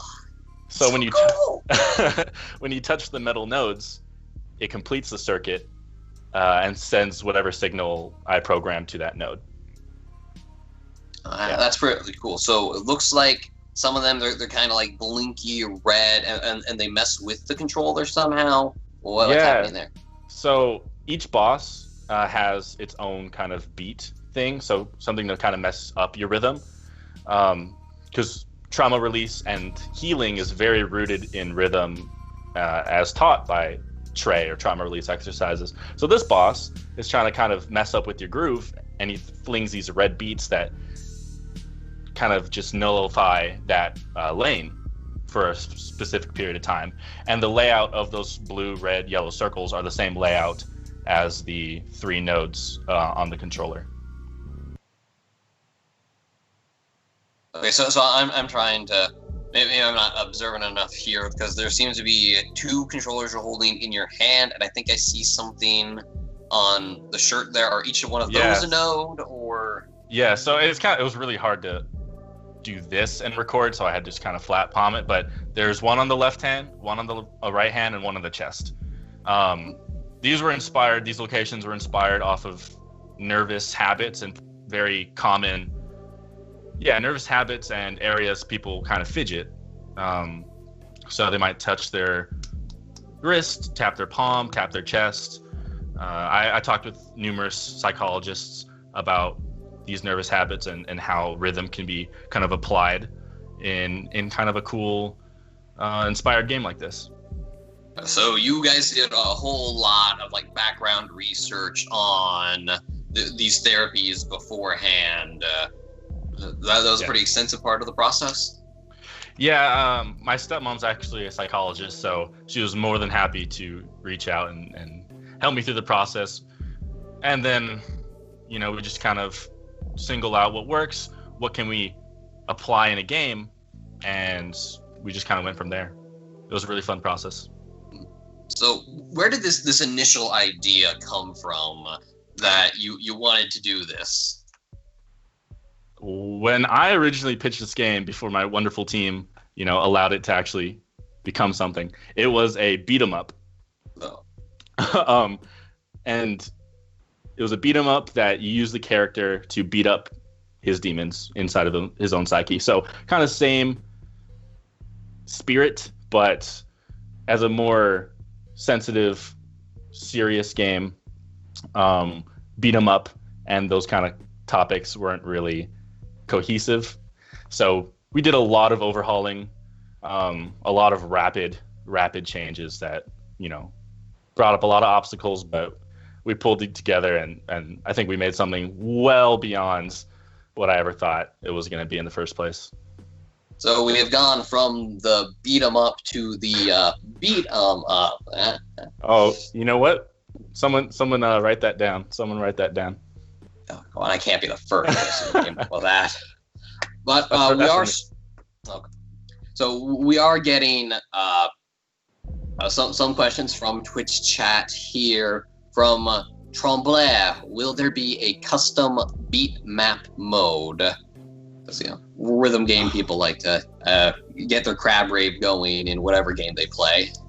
Oh man, if I understand the question correctly, a custom beat map where they can create their own beats. That was actually we developed the ability to do that in our kind of developer kit when we first was making these beats, and we took it out because we wanted a more curated experience. But yeah, we definitely had the idea and we had it all built out in the first place. But no, it is currently not usable in the launch build. Sorry, man. And that is how it be sometimes. So another question. So music is key to any rhythm game. How did you decide on this style of music? Music was actually one of our toughest obstacles all the way up until we decided on the alt controller, because we didn't know how to inspire it, we don't know how to create it, and we had a sound guy approached me and asked to be part of the game, and I was like, awesome, we need that. So I kind of put him on the side for a little while, and then when I had this alt controller, our team kind of came to the conclusion that what if we inspired the rhythms based off of what is natural with making music off of the body. So it became this kind of slap boxy, just kind of jivey kind of thing, and I worked with our sound designer, and we came up with the tricky beats like the red one, and as you can see, this one here, and the bouncy beats from the other one, and he did some miracle work for sure. So what is this boss's kind of deal? What do his purple notes do? So we had the red beat that gets rid of one of the lanes for a little bit of time. We had a bouncy beat, and we had a purple one. So the purple one sticks, and you have to hit it twice. And that is also purposeful into the music design as well. Each purple hit is its own sound. If you hit it right, yeah. Okay. It was really hard. I'm looking. Yeah. You seem to be a little going at it. I know. I'm looking at myself. I'm like, we tried. We tried. That's all we could do. An attempt was certainly made. I love this. Next question brought to you by Frog of the Motherland. Who's the lead artist of this game? Our lead artist is wow, all our artists did such completely different things, and I'm so proud that they were able to bring it all together. Our art lead, her name is Katie, and she and the other artists did such good work on the art style because we actually only a couple months ago decided to overhaul the entire art style and start from scratch. And in this short amount of time, I don't even know how. I don't know how. Yeah. So would you say there were any kind of secrets of game development that you felt like your team unlocked here, lessons learned, and stuff of that nature? Oh, all the lessons. Communication, just not being afraid to let out your creative questions and suggestions, and being a part of that process, the back and forth, push your teammates, allow yourself to be pushed, and just, focus on the product, making sure it's, whatever happens, you can be proud and you can be looking at this game and know that you put your heart into it. That was my biggest takeaway for sure. All right. We do have once more a question. This one includes a interesting call out for a PlayStation 2 game, but one of the trickiest things to do with a rhythm game is to get the gameplay to match right up with the beat. I'm looking at you, Garfield 2 for PlayStation 2. How did you manage to deal with the sync between music and gameplay? So I can't speak for whatever magic my engineers did, but we made sure that the music and the engineering was in sync with the sound design and the engineers in charge of that specific level. So the sound designer makes the rhythms, and then they print out a time code with the exact float values.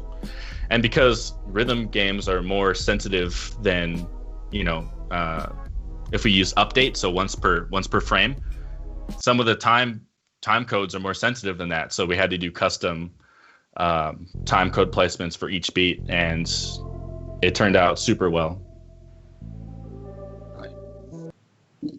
I certainly looked at that. We don't have too much sound play going on here, so I'm going to have to take your word for it. If people want to see it in action for themselves, how can they learn more about your game? So we do have the Steam page up. I'm sure that'll be in chat or somewhere, hopefully. And you can also find us on LinkedIn, Twitter, and Instagram. Our team name is Plush Productions, LLC, or Plush Productions U of U. You'll definitely find it. Okay, for sure. Another Twitch chat question coming for us. What do the different rooms have to do with the game?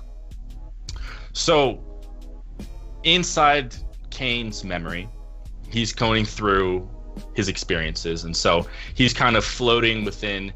Our kind of approach to the design was that memories are very shaky, and sometimes you don't remember them linearly. You don't remember it beginning to end just as it was. So we wanted the player to explore these narrative scenes, these stills of the mind, with different scenarios in them.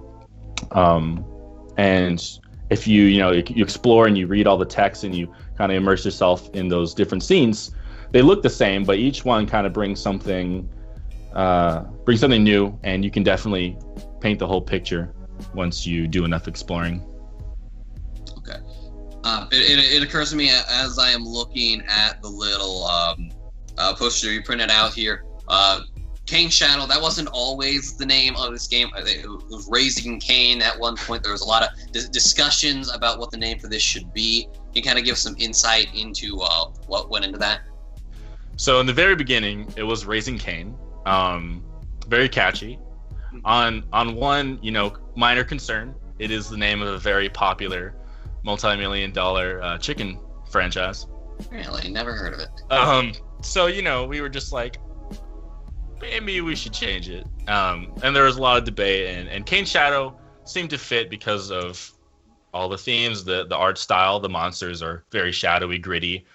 And it's like, maybe it's a little bit of a double entendre.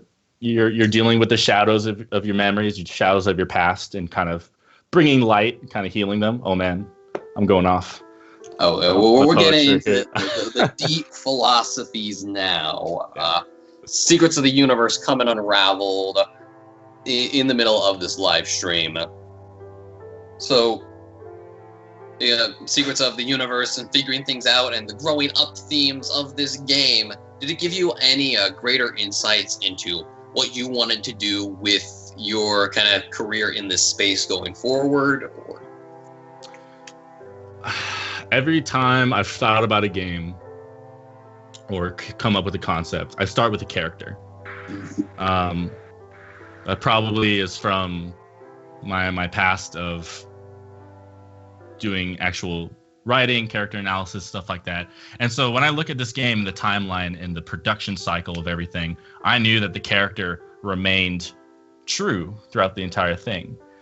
And, you know, this is the first full-fledged game published with this amount of time put into it. And being able to see that character also grow but remain the same in that spirit really confirms to me that I want to create compelling characters. I want to create experiences, hopefully that are new and refreshing.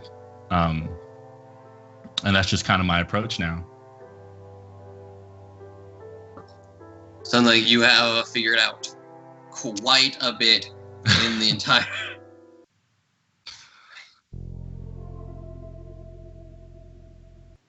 I don't know. Sentences have completely failed me here, but I'm still occasionally just kind of like taken aback by what the teams in that class accomplish and the differences between where they were in December and where they are now. Kind of these mess. Were there any really big turning points in the development of this game? Times where maybe before this happened, you weren't sure what this game was going to be, and afterwards it emerged as something that really was going to work. This game really took kind of an exponential curve of things started to grow in the beginning, but at the beginning of the second semester, there was just so much that our team was able to accomplish that